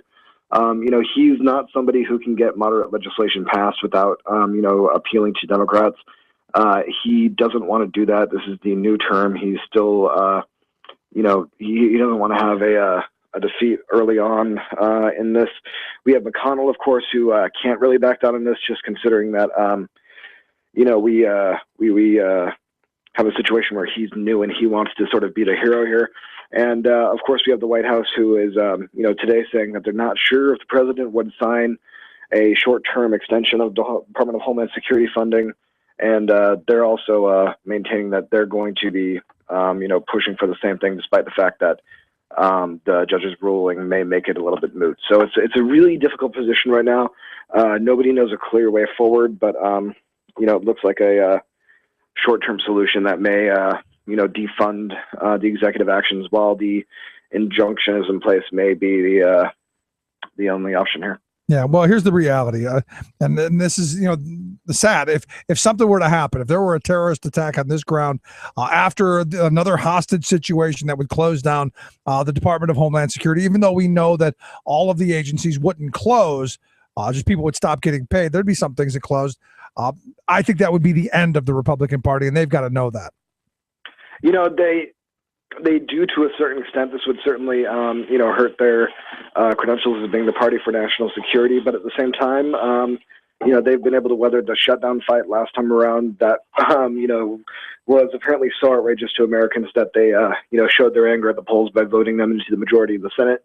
I think they have a feeling that they could weather this, and that the party faithful are going to, put this on the president no matter what. Yeah, because we're stupid. That's basically what you're saying. We, the voters, are stupid. I got it. All right, good. Justin, I appreciate calling us stupid. Thanks so much. Hey, no problem. Anytime. Our good friend Justin Duckham, Talk Radio News Service. Quick break. Right back. Stick around. You listen to The Rick Smith Show.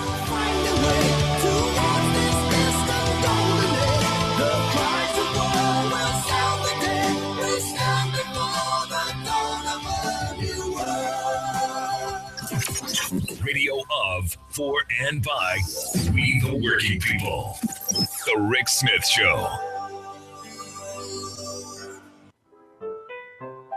From Boston, Massachusetts, this is your World in 2. I'm your host, Luke Vargas, with the Talk Radio News Service.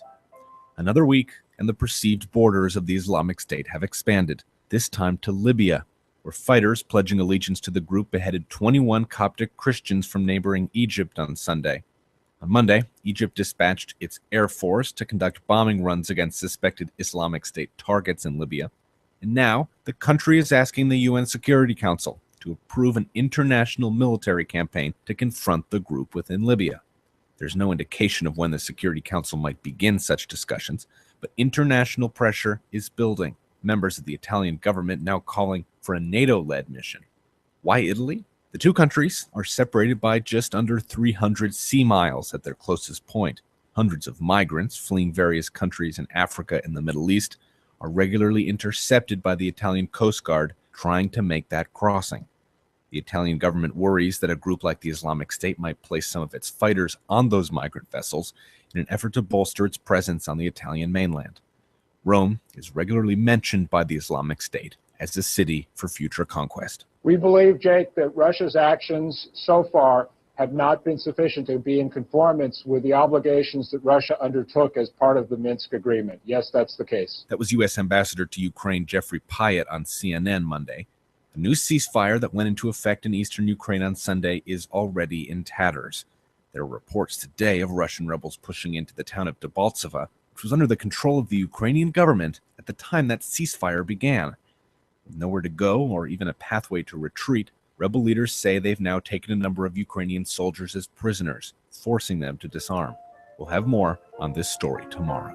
For more global news headlines, visit talkradionews.com.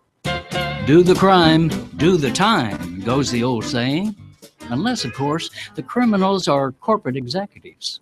In those cases, the culprits are practically always given a get-out-of-jail-free card.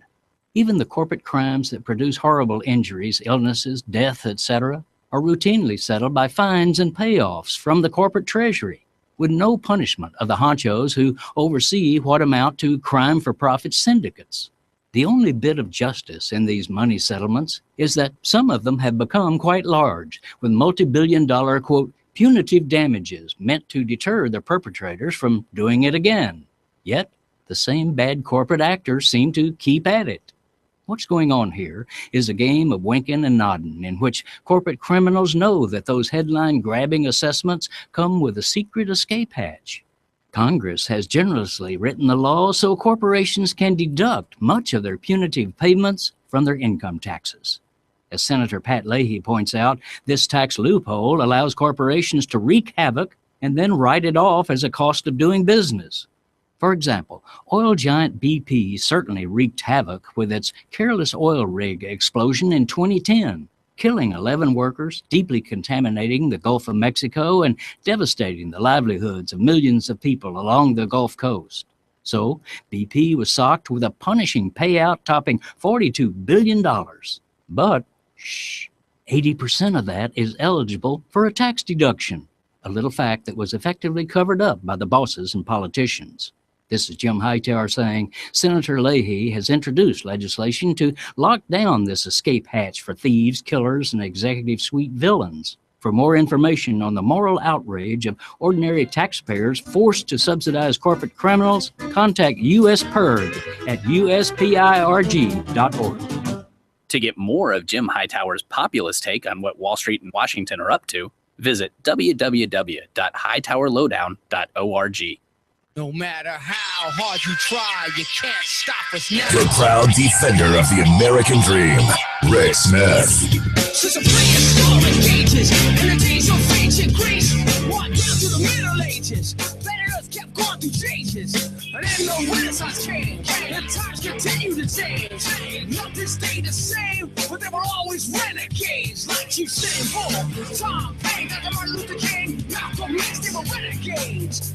Of their time and age, somebody renegades. Welcome back to the Rick Smith Show. Check out the website, thericksmithshow.com. So yesterday I saw this story from Las Vegas. One of these road rage cases. Because I check the gun fail stuff and I check the shooting stuff every day. Because there's generally some funny stories like the woman who killed herself by fixing her bra. Because you got to protect yourself, right? The question is, who protects yourself from you? That's the other part of this. But I read this story of this woman in Las Vegas who the original reports sounded like, she was taking her daughter for a driving lesson. They were coming home. There was almost an accident and there was a road rage and the guy shot her in the head. And I go, wow, that's horrible. Because you go, wow, that's just terrible. Turns out, according to reports, and again, this is one of those moments where you're blaming the victim, and I'm not. It makes you wonder what goes through people's head, other than in this case, a bullet. She went home, dropped the girl off, got her 22-year-old son, who was armed with a gun, to go out and search for the other car. And I don't know if the person who actually shot her is the person that they went out looking for, but again, someone's got to be the adult. Just kind of a weird thought, I guess. And this is one of those really bizarre situations where why would you go doing this? The gun, really? I mean, I know so many people who because they have a gun, they are now big tough guys. They're the tough ones, and they put themselves in weird situations, kind of like this. I gotta think this is just very weird. But hey, if we all had guns, we'd be safer, right? Sad stuff. Anyway, I've got a wonderful evening ahead for me. So got 2 emails wishing me luck in my new ice skating rink. Because evidently my garage now is an ice skating rink, which is kind of funny. At least the kids can put on their blades and we can go skating around in the garage. Because as my wife texted me, the outside spigot evidently just blew right off the wall. And the weird thing is I got that shut off. I mean, it's supposed to be shut off. There's not supposed to be any water there. So evidently it just shot right off the wall. This should be an interesting and fun evening. So wish me well, and thank you for the folks who sent me an email wishing me the best of luck in my new ice skating rink. Maybe for the the rest of the time it'll just be that'll be my new hobby again. Because I used to ice skate all the time when I was a kid. But now I've got my own personal indoor ice skating rink. Because the first picture she sent me is of our water filtration plant that we have down in the basement. And I'm going, what? I don't see anything. Please tell me that didn't explode. No, just the ice skating rink in the garage, which should be enjoyable. Anyway, if you missed any portion of the program, thericksmithshow.com, that's where you go get the big podcast. Get the Rick Smith Show app on your smartphone. I'm told I don't throw this stuff out enough to remind people, hey, get the app on your phone, take the program on your go. So even if you're not in one of our terrestrial areas, you've got it in your hand, and take it and share it with your friends. It's a great gift because it's free. And as always, you can email me, rick@thericksmithshow.com. Thanks for being here. I want to thank all of our guests for taking a little time for us. Informative, informational, good stuff. We'll see you back here tomorrow. Again, get the app on the phone. Pretty simple. Thanks for being here. We'll see you.